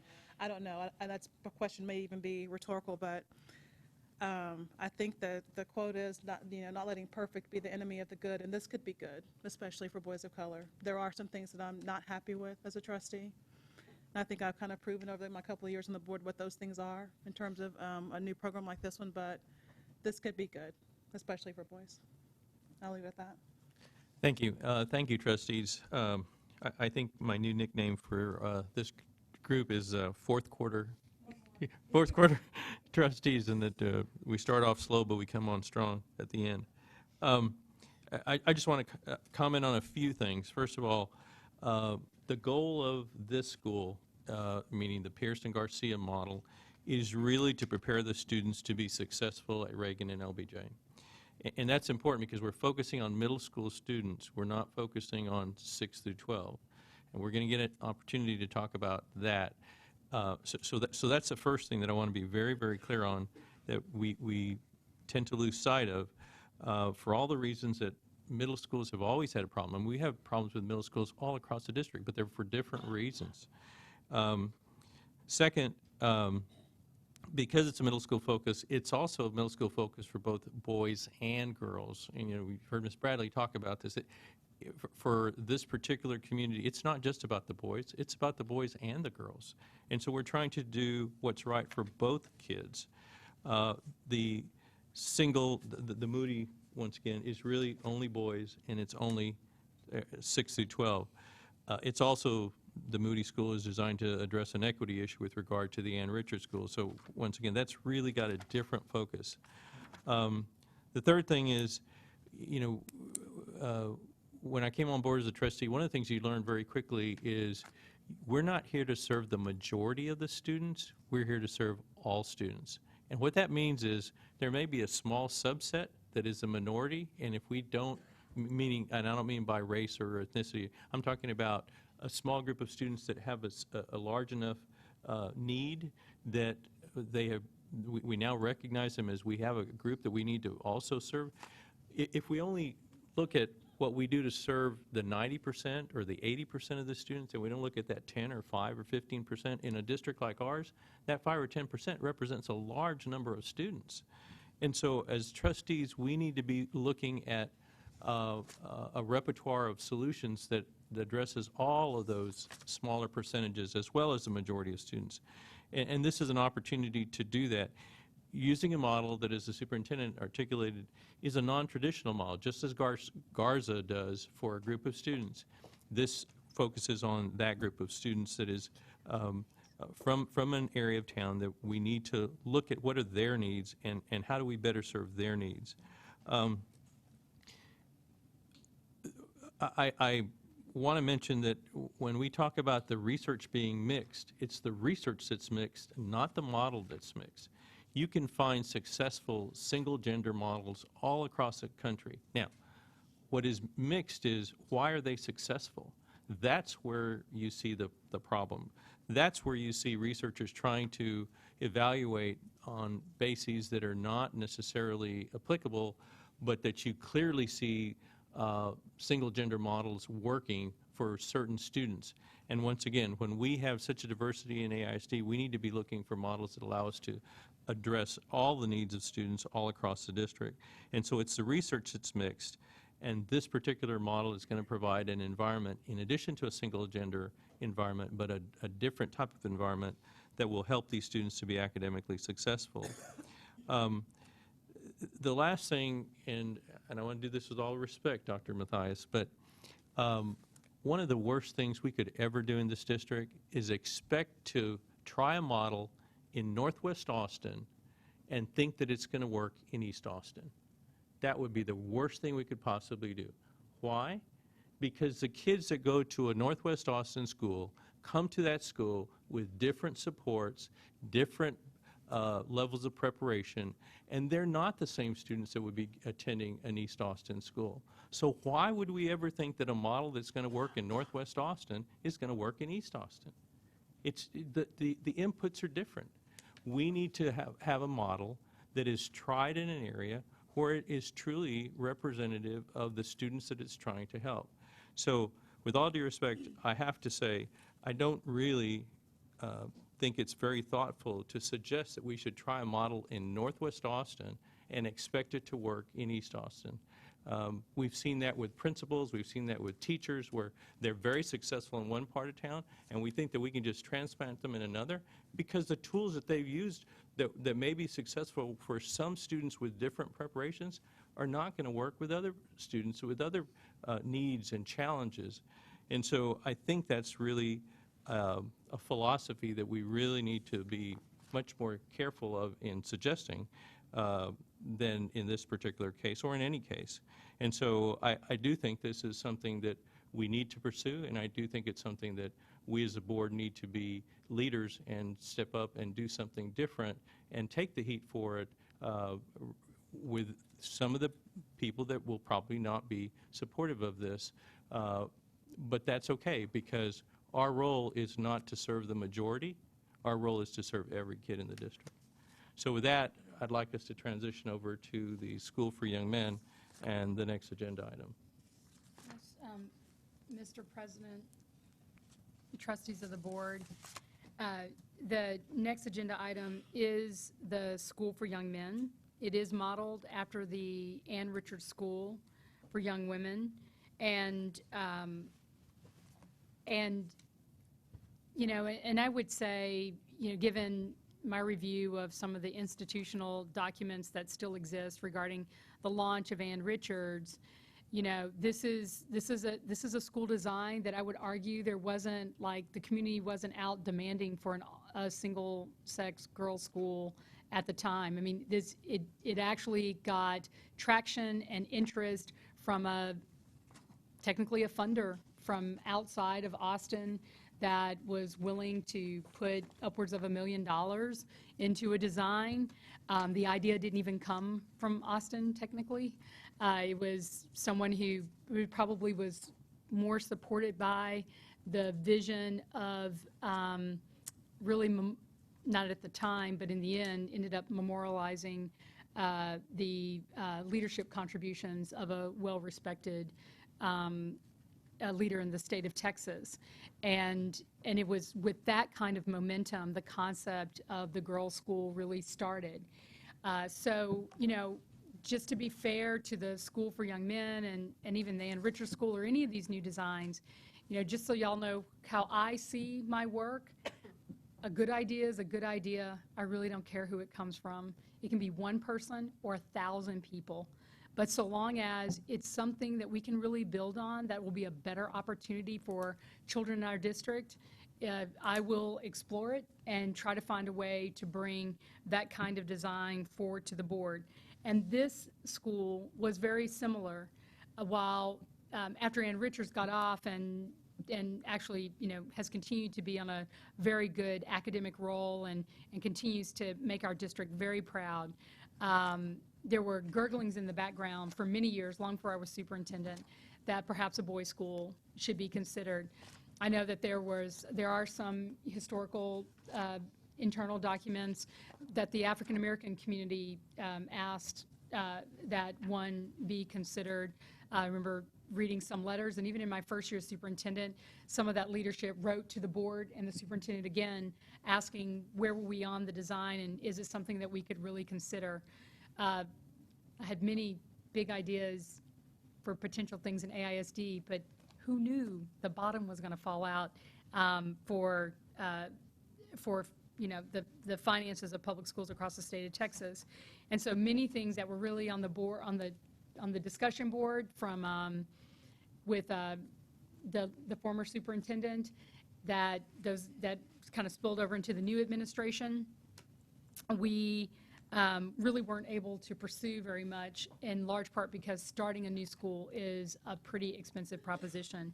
And with those things in mind, I have to thank our former board president, Mark Williams in particular, who is a bit of a social butterfly and is into all kinds of stuff all over the state and all over AISD, who introduced me to many, many people who had many personal resources. And this particular potential funder, the Moody Foundation, was very interested in doing a significant investment in education, and given that part of the family lives here in Austin, offered to help us explore this particular model and was willing to front load some of the resources so that it would not be a financial burden on the district.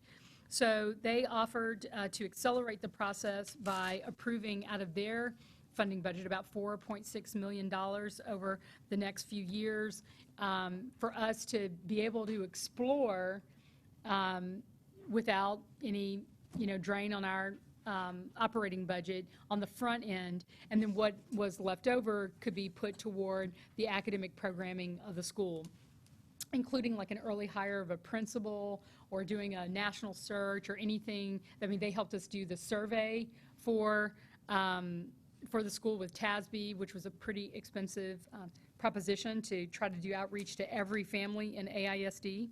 But at the end of it, we've had a planning team that's been working along with this process for the last couple of years, doing all the background grunt work on answering many questions and really helping the funder and the district get something shaped up so that we could understand what this might potentially look like and how the delivery model would be structured. So in short, it would serve young men from grades 6 through 12. The enrollment for the first year would be projected at about 230 students for 2 grade levels, 6th and 7th graders. Then the enrollment would increase by 115 students each year until they have a full complement of grade levels up to the 12th grade. The Moody Foundation, in addition to paying for site visits, of which they let District 1 kind of jump in, and if it didn't bother them, that they were kind of serving a dual purpose to help educate us in other ways, if we could look at other sites and other designs. They paid for those planning efforts. They did the feasibility study for the planning process and helped us do extensive research on single-sex education and assessing the financial feasibility piece. And when things started getting difficult for us to figure out where to put the site, they helped us think through and work through some of the capital, different approaches. I mean, we looked at, they even offered to, if they could find properties that they owned that they could potentially donate to the district. I mean, there are many things that we explored with the family and the foundation. But at the end of the day, given that we do have excess capacity at the secondary level, particularly middle schools and AISD, we looked at we looked at every middle school site just to be sure we were looking at everything. And then we started looking at other AISD buildings, whether they had administration or any kind of other programming. And that's sort of where ALC started to shake out. And while I would say that as a taxpayer in Austin, the funder certainly supports the notion of us considering an underutilized current site, that doesn't require big capital investment. They do understand the pressures that come with concerns that the boards might have around displacing students and families, or having a site that delays the opportunity for us to launch in the time frame that we thought might be possible, which was 13-14. So the planning team took all these things in consideration. I brought them back and said, you can't go home yet until you really look at all these options, and what is it that you think would be the a potential approach for AISD. And they did. They worked very hard.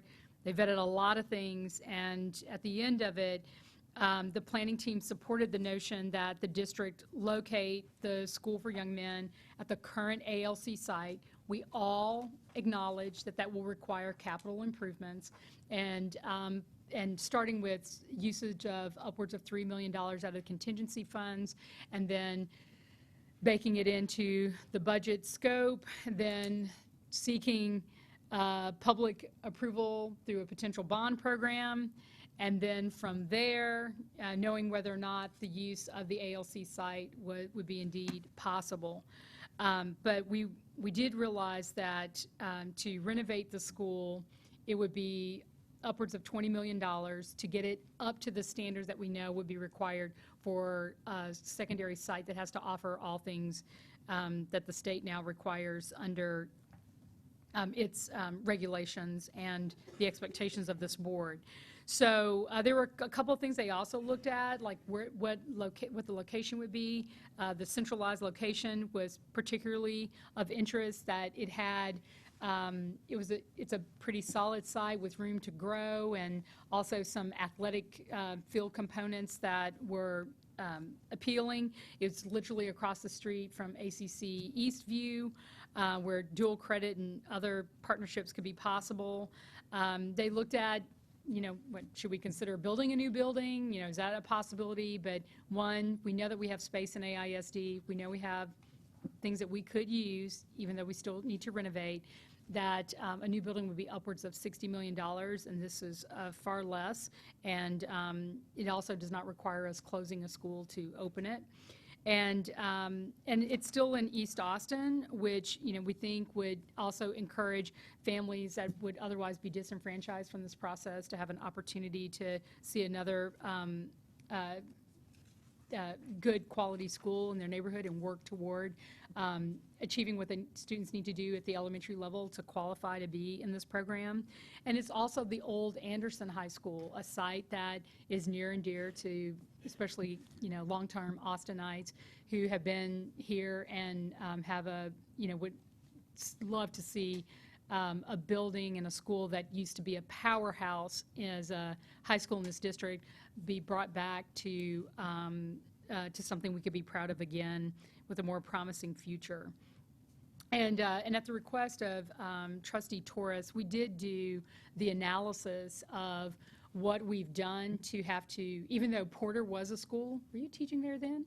Porter was a school that was under-enrolled, but was a secondary site where there were students, and we closed out that program and opened Ann Richards, and students were distributed to other schools.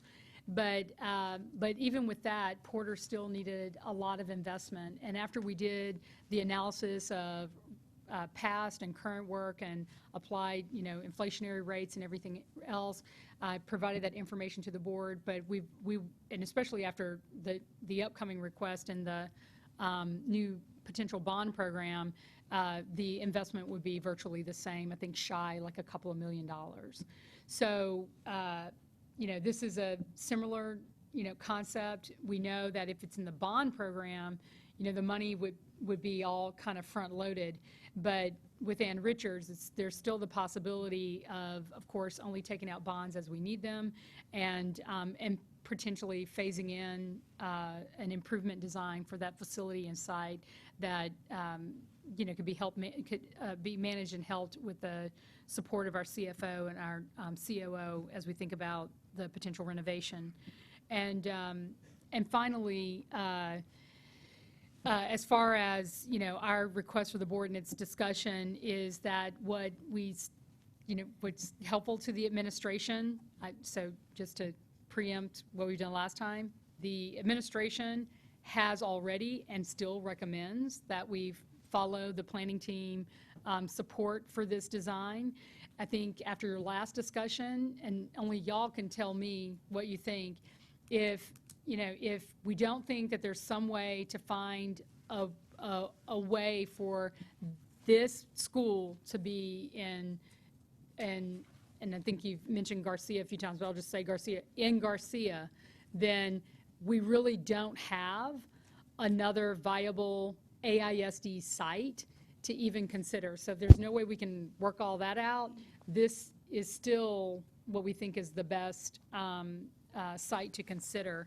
And so first, does the board want a school for young men? And I just want to remind you, like when I started, Ann Richards it was not like there was a groundswell of people in Austin that said, bring us a girls' school. I mean, it was a really caring person who had deep feelings for Ann Richards who donated $1 million to AISD to help us get going. We have almost 5 times as much from the current funder. 1 times 4.6 is almost 5. And what? Thinking that the Posey My Foundation- recollection was that the Posey Foundation donated $5 million. No, Is that, it was 1. it was just It one? was 1. Yeah, Was it one? 1. Okay. And then what they did, which is a great thing, I mean, you start partnering with other foundations, you apply for other grants, now they have an endowment. I mean, there's all kinds of great stuff that's going on since then. But to get started, I just want to kind of keep it real. I mean, you've got far more support, even from the community. I mean, think about that, more from the community and more real money on the front-loaded side of the design to be able to get the school off the ground. The difference is that, you know, in order for us to generate the capital dollars, it would really be, you know, contingent on a successful approval of the public around the bond part of the capital improvement. But, you know, I encourage Mr. Torres to talk to the funder, and, you know, we've been talking to them. But, you know, part of being in a partnership, which, you know, I know sometimes we have lots of concerns about whether or not AISD should just be doing this ourselves and figuring out a way to do it ourselves. Partnerships really matter and help us so much, especially under this financial crunch. They are solid partners. They have to give their money away. We would love to be able to utilize these resources and capitalize on what it means to have these. But in these conversations, you know, as we look in the out years, you know, we would, we were already talking to them about, you know, future support, and both on the operational side and the capital side, and what those things might look like. But, you know, I'm certain that the funders will not, will not be able to fund a $20 to $22 million renovation project. But would they continue to support us and find ways to, you know, do certain projects in the school? I certainly believe that their interest in seeing us be successful for the long time is clear, and their support. And the, you know, first, you know, do you want the School for Young Men? And if so, do you concur with the planning team's support for the scenario that renovates ALC as a location for School for Young Men? And if not, it's really important that we know that we're not going to have a School for Young Men, so we can notify everybody in CBAC and everybody else who's, you know, still working on details. But if it's a yes, we want a School for Young Men, but not necessarily in this location, then what is your guidance about where you believe this should be located in AISD? So that kind of, I think, summarizes everything. Okay, so let's begin the discussion. Ms. Ellens. Well, thank you, Dr. Karstafen, for clarifying some of that lifespan, if you will, of this whole process. Because I will say, reading through some of the documents, there's a lot of things that made me think a little bit differently. So it's nice to know that this was driven by us and not the Moody Foundation. They came on board because we asked. I think that's important to know. And I also think that it's important that it looks like the planning team just started in December last year. But what I'm hearing, I'm getting a lot of emails, and what you just told us is that really there were planning teams before this current planning team. And so there are different groups of people that have supported this along the way over time. So I'm not sure that that was clear in these documents, so thank you for clarifying all of that. The other thing that I think is really interesting, I get a little caught up thinking that there's no interest, because honestly, when you look at the survey of how many people it went to and how few people responded, it seems like nobody cared. But if you really look at it, and you realize that TASB did that survey in June, when people are traveling and thinking of anything else but school, it makes a lot of sense that there is such a low response rate. And so I think that in the future, that's a bad survey time. But I did just want to say, I'm not sure. When I first read it, I thought, wow, that's not a very large number for us to be basing this on. But I think that when you factor that in, it makes a difference. So I do want to say I appreciate very much the option of the ALC. I think to Mr. Schneider's point last week, or last month, a lot of the interest for this is more on the west side of town. And so that is, maybe it was Trustee Matthias, that seems like a travel issue and a distance. But the fact that we're not displacing kids, we're not ruining a neighborhood, we're not imposing something where it's on a group of people that didn't want it, means a lot, and I appreciate that option. Okay, and then I would like to get into the budget a little bit. On page 9, can you clarify what is incremental in the M&O? Because it seems like last time it was suggested that the M&O was all incremental, but aren't all these kids, we're educating them today, so shouldn't there be an offset in what we're seeing in that M&O number? Mr. President, Trustee Boards, Trustee Alens,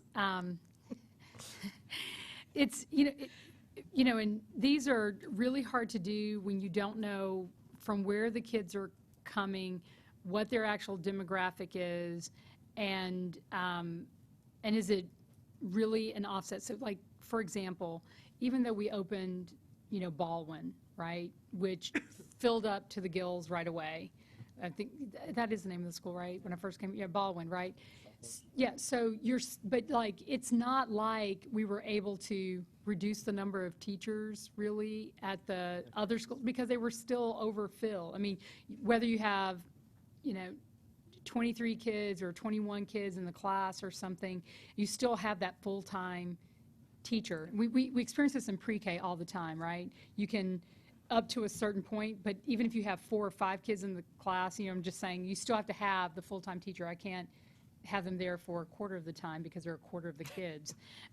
So it's, so the numbers, I mean, these are all estimated annual operating cost. It's going to really depend on from where the kids are coming. If they came out of Murchison, that probably would be, relief, but that probably wouldn't give, a lot of, that wouldn't mean like, oh, now we can just take those 10 teachers and move them over. Okay. Only when a school is grossly under-enrolled is that really possible where when we move everyone, it's actually a cost savings. And,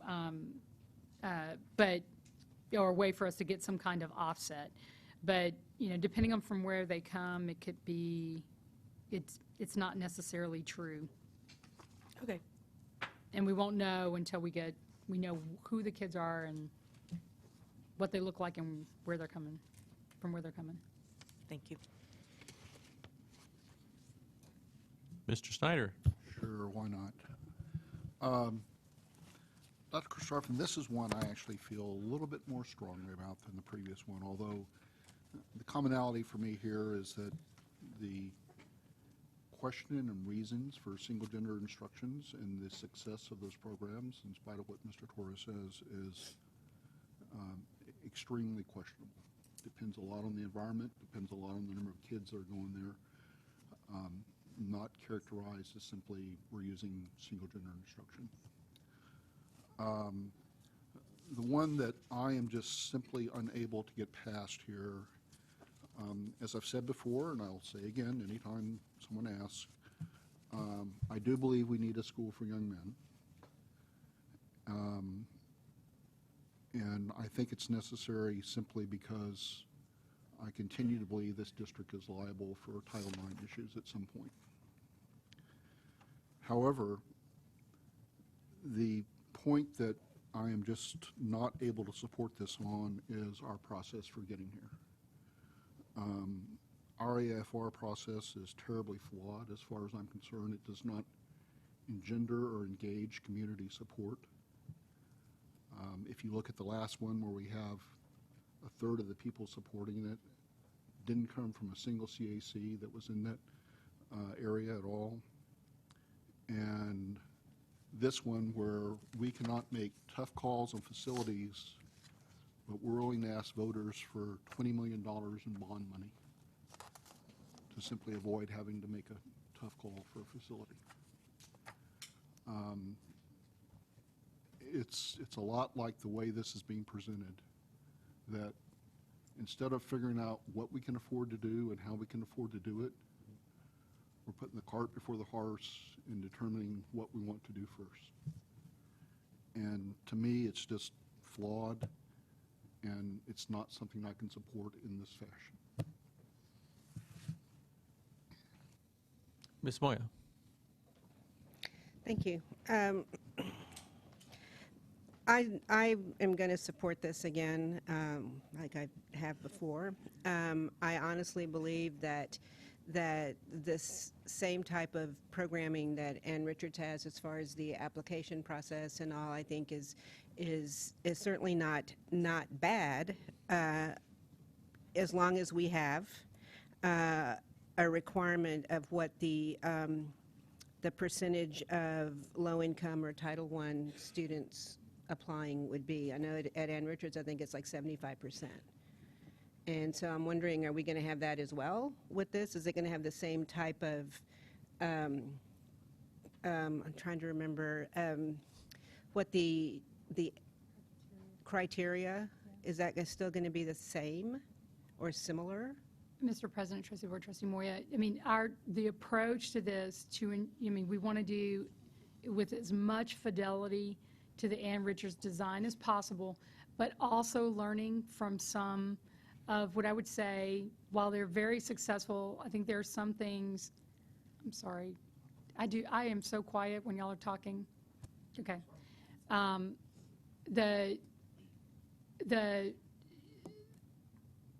The part about the fidelity to the design is that we are definitely trying to, line it all up with criteria and everything, just like Ann Richards.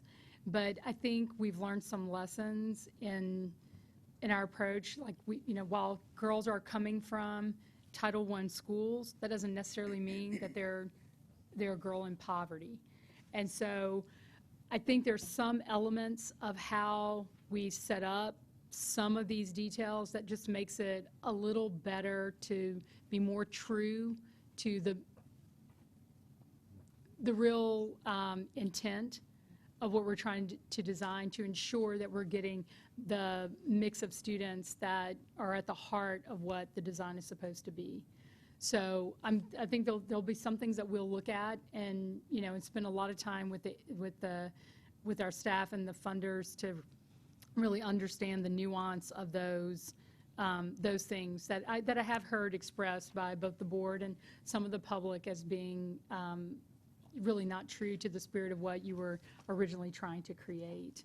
So I know we've started having some discussions about that, but yes, I mean, which is one of the reasons why we want to be sure we don't do anything less than what we've been currently doing in Ann Richards. But if we could improve on it, that would be a great step in the right direction. Well, I'm glad to hear that, because, to your point about being true to the original intent and design of the Ann Richards School, while I wasn't on the board when that school was born, I was here when it opened, and since then, even though my understanding of what was supposed to occur there seems to be morphing into something other than that, because parents or families who are applying to school there don't seem to realize that its extracurricular was intended to be limited. And they're coming into that school expecting a full complement of extracurricular like any other comprehensive school, and the school wasn't designed for that.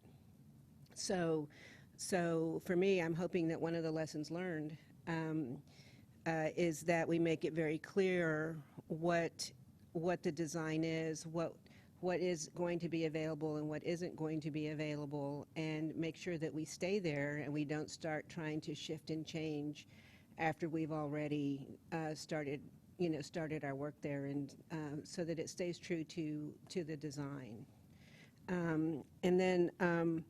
But I do believe that our boys I know that there's, let me start over again by saying, I know that there's been a lot of interest expressed from west of 35, but I do know, or West Austin, but I do know that, or believe, that there will be just as much interest from all over the district, from all socioeconomic groups and all ethnicities, because there are going to be plenty of folks, parents who know that their son will probably learn better in that type of an environment and would want that type of an environment for their kiddo.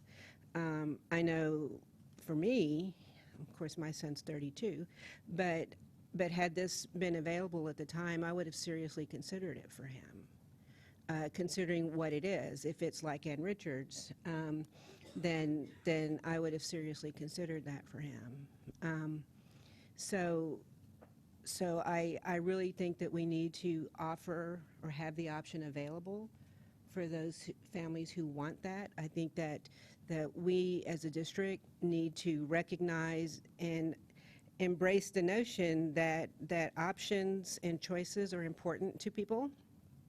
And if we're going to remain viable as a school district, we've got to make sure we have choices and options available for our families. Otherwise, they will continue to choose with their feet and go elsewhere, whatever the elsewhere is. So, and if, the longer it takes us to embrace that idea, the more students we're going to lose to other districts, other schools, other somethings. So, but I do support this. I think it's long overdue, and I will close with that. Just, Ms. Trustee Moya, I remember one of the first surveys, if you remember, when the task force was going around to the different regions and talking to people, when we did all the surveys and combined them, early on, the majority of interest for this design actually came from East Austin. And if y'all remember the results of that, I mean, it was, I remember keep all this stuff, but I remember that was one of the first things, because we asked that question about a boys' school, and again, I think it just depends on where you are and if if you see all these conversations. But I know in all the conversations as when I've been meeting with the two trustees that had the most interest in their area, but it was mostly in District 1, if I recall. But there was an interest by East Austin, and while it may not surface, and perhaps for some of the reasons Trustee Alen's mentioned, and also which is what we were doing. I mean, we were communicating to a lot of the leadership in the both Hispanic and African American communities when we were talking early on about this, that we were working on it, and those original requests. I mean, y'all must recall the questions that we were getting regarding our efforts around trying to get something launched, and when we said that we were putting it into the initial facility planning work. So I don't know if people feel like they got to weigh in twice, or do we discount the first stuff, but I would say that there is interest, and that we will see, especially if we're using the same kind of criterion process, that families will be interested. I know there'll be a lot of interest as well on the site piece, but most people come for the programs. I mean, they'll come for the programs and wait a little bit for facilities to catch up. Right. I'm glad you clarified that. And one of Trustee Ellens, who's not here, mentioned that there was a vast majority of interest from West Austin, so that's why I repeated it. But I do honestly believe that there is and always will be interest from other parts of town. Again, I know we spend a lot of time addressing East Austin, but please don't forget that our students in Central North Central Austin and South Central Austin are in the same demographics, the same situation as our children in Northeast Austin and Southeast Austin. And so when we talk about those, I know we spend a lot of time talking about East Austin, but I do not want us to forget these other children when we're talking about things, because the one thing I don't want to see happen is for history to repeat itself. Thanks. Any other comments? Ms. Tice? I could support this project more than the previous single-gender project. I think the number one consideration would be equity. Number two, we're talking about a leadership academy. And developing young leaders, I think, is not for everybody. And so it's a school of choice. It would be a school of choice as long as we develop the criteria along the lines Ms. Moy has suggested and that we've done for Ann Richards to make sure that we are developing leaders out of all of our communities, particularly our low-income communities, because I think that they're often given short shrift in terms of looking for potential leaders in those areas. I also would support it. It's something that we would have control over. We would design with the help, I'm assuming, of community members, because I've heard from community members, and there's been quite a bit of emails and phone calls to me and to the board about support for this. So I think I would support it primarily because of the equity issue and the fact that it would develop leaders, which we need. And it's not, leadership is not for everybody as much as we'd like it to be.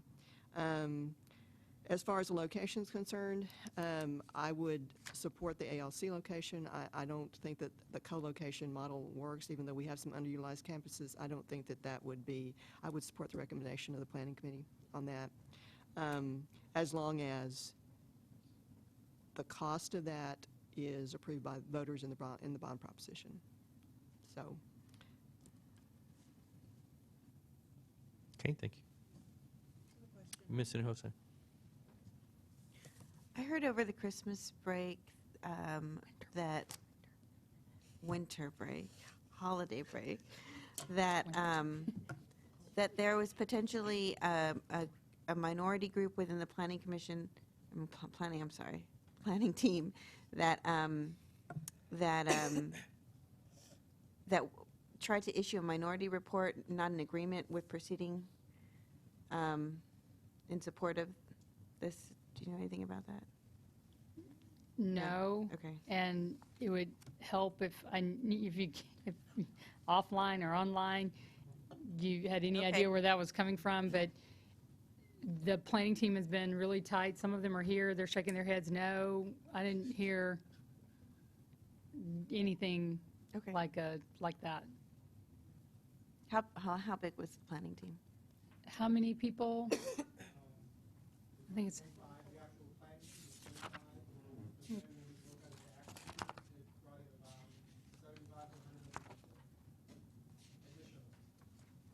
Okay. So for people who couldn't hear that, it was 25 was the core, and then as they would break off and do, detailed work, they would recruit other people, and that increased by another 75 to 100 people. And that's just this last one. This was since the grant triggered, the group that's been working since the grant triggered, which was, a year and a half ago, right? Year and a half, maybe more.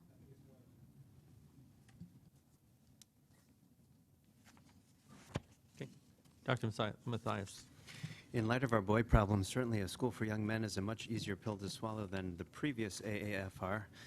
The fact that we're not destroying a school, it just makes sense. The cost, I think, as we're bracing ourselves for the legislative session, which may or may not be friendly to us. So costs, of course, worry me.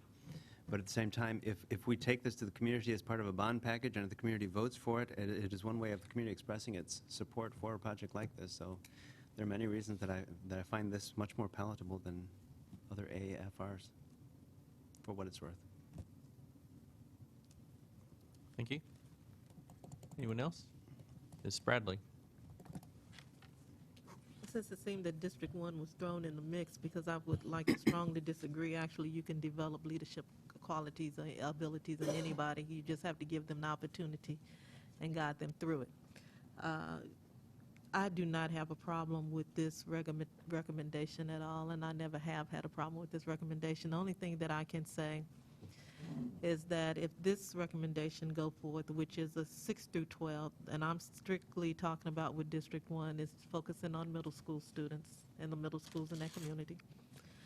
And I do believe that they should have the opportunity to go into a co-ed environment. What I would like to suggest that if we were to approve the single gender schools in District 1, that boys or girls who would want to continue that track would be able to enroll in both Ann Richards or this Young Men's Leadership Academy. So I believe that could be an option for kids who would want to continue on this track.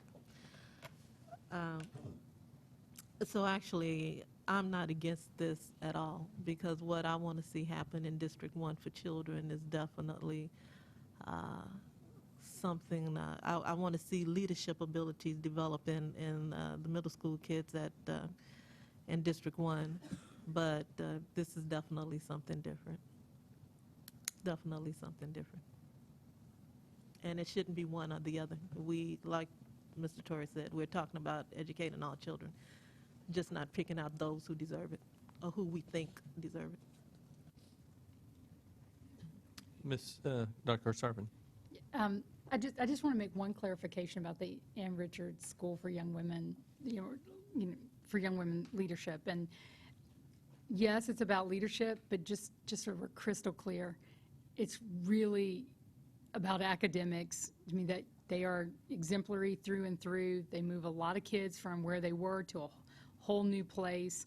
The leadership piece, the culture around, sisterhood and what it means to, support students through a secondary model like that is all part of it. It comes together in a package. But these schools, or all of our schools, and I don't know if you've read the mission statement, while they talk about leadership and everything else, at the heart of what they do is they want a 100% graduation rate, but a 100% go to college rate, right? So this is now our only school that says that. And, so it's, yes, all about leadership and everything, but they are really about ensuring all girls, our young women are finishing on time, going to college, continuing their education, and leadership and the culture around that is a really big piece to making that successful. But the academic programming piece just cannot, and it's the same thing for the School for Young Men. And I would expect that it would be the same expectation around doing the middle school part in District 1 around getting our kids ready to be on track for what they need to do in high school. So we don't do any of these things unless we're getting the academic outcome we're supposed to be getting. And then one other clarification I want to make, just in response to Mr. Schneider and your comment about the AFR process. It is really hard when we do these things as a board, and we vote unanimously on efforts to do things in AISD to improve a process, and then after we've done them, and really in year 1, the board approved all of the recommendations. In this year, we approved, all but I think one yet. We haven't quite said no to the others, but so far, you've approved everything. And while there might be one or two things at the end of the day, people feel like, I don't like what's been created, or there's something I don't like, but to throw the whole AAFR process out like somehow we're not doing a good job, we really have not. There was no way for us to get things like this on the table in any kind of transparent way. And y'all, and for people who've been on this board, they know. I had like the one memo, hey, by the way, you're getting a global studies program, and and Austin High, I'm just being serious. And then all of a sudden, it's like it's there. It wasn't like there was a lot of community discussion. One of the first grievances I had coming in AISD was over that global studies program in Austin High. And people are still ruffled about it, right? I see them in the grocery store all the time, and they burn my ear off. So all I have to say is, we good or bad, I mean, I think this board and the administration works really hard to try to make things better. But it's, you know, to throw out or to somehow say, and I respect your opinion, you can say you don't support the School for Young Men or something, but to say that we haven't followed the right process or somehow we haven't done right by this AFR, we haven't engaged the community the right way, is just not true and not fair to the work that these planning teams and this community has been doing on this. So I want to say for the listening public that anybody is welcome to see all the background work that the planning team, the administration, some people on this board have done. And if the board president was here, he could tell you all the work he was doing to kind of handhold people. Not the former one. Sorry. Sorry, remember you didn't say I was a human last time. But I mean, it's, you know, lots of good people do good work, and I just think it's really unfair to say that this one somehow had a shoddy AAFR process. It just isn't true. Now, don't like the School for Young Men or feel like we shouldn't do it, I can totally respect that opinion, but I do not think anyone from the public should walk away thinking after the public looked at pages of even though we wanted a bigger return rate, people, these are their words. They took the time to tell you what they thought. And we've been bringing these things forward to the board. So I would just, I just feel like since we're going to retreat and we're going to look for new ways to do better business, if this board has a better way of doing community engagement, I am happy to hear it. We can change stuff, we can revise things, but when we put in that AFR process, the board unanimously supported it. Y'all gave me tons of feedback. There's not anything that you particularly recommended, Mr. Schneider, that I did not change at your request, and we are following that process to the T. So I do think that the AFR process for this particular School for Young Men was actually done as well or better than some of the other ones. And I want to thank our planning team and the public and all those hundreds of people that have been working on this for 2 years and have been following the process and came together to present this as a recommendation. But as your superintendent, again, I think it's solid work, and I think it's a really good recommendation, and that it's something that we should seriously consider and take action on in January. Thank you. Mr. Schneider.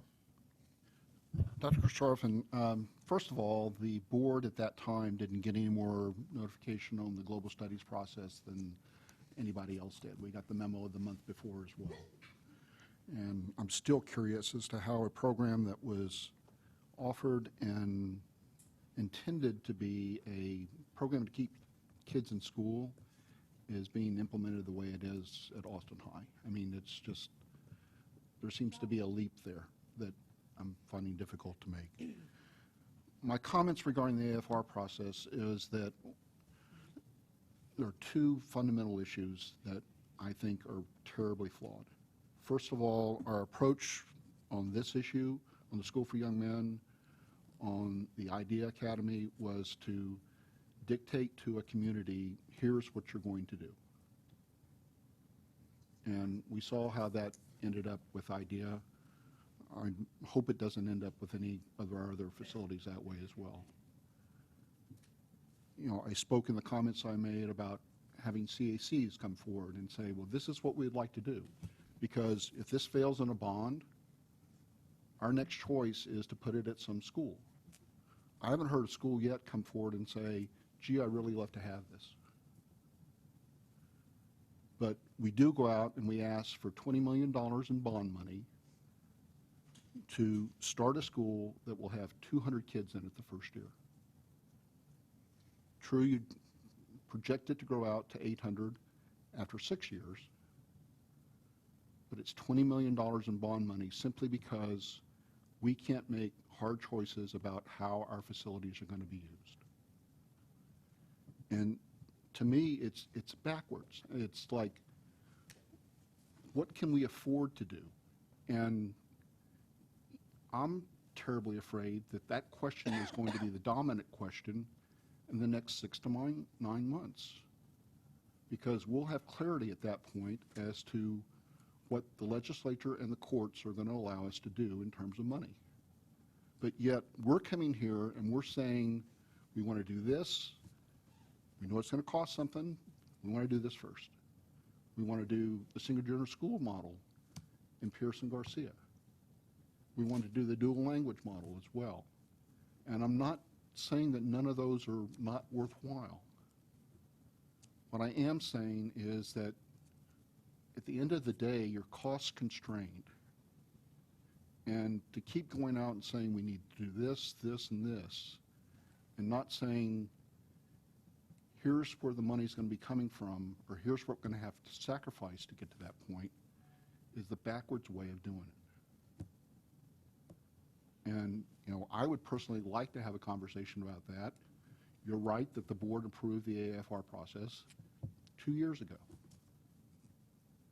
And I think it's time that we take a look back and say, what's working, what's not working, and what's a better way of doing things. Mr. Snyder, we actually amended that process a year ago, and you were on the board at that time, and you were part of that process. And let me also say, Mr. Snyder, that as far as the board making tough decisions, you're part of the board. You voted to close Porter, and I don't remember you taking any objection to that.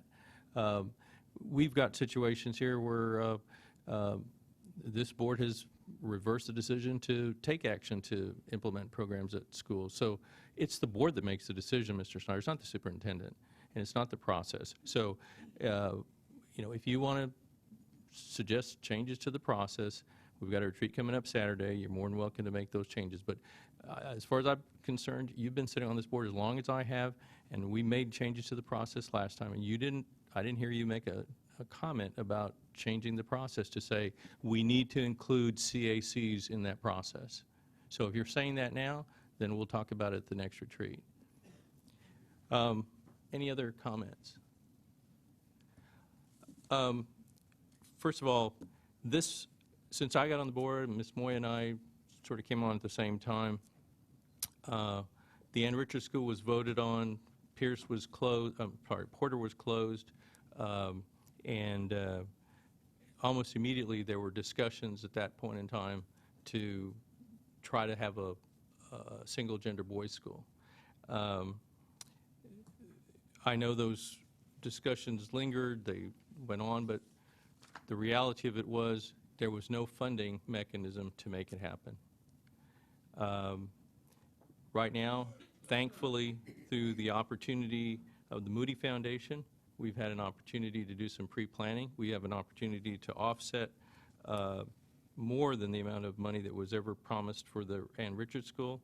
The Ann Richards School has also been able to bring in extra money to help offset some of the operating costs. I think the ALC is a beautiful location to have a school. It's unfortunate that we have not utilized it for what we, for any other opportunities that have come along. I know there have been some reasons why that hasn't occurred, but I think that's an excellent location for this particular school, and so I certainly would support the ALC as a location. And I think it is important that we have the community support this through a bond program, because that will be the ultimate acknowledgement that this community wants that school and they're willing to put up the money to do that. So I do think it's important that this be put on the bond package and put this question to rest. And if the voters do not want to support it, then they'll make it pretty clear, and they will have spoken. So I think I do support putting it on the bond package to bring in the extra money.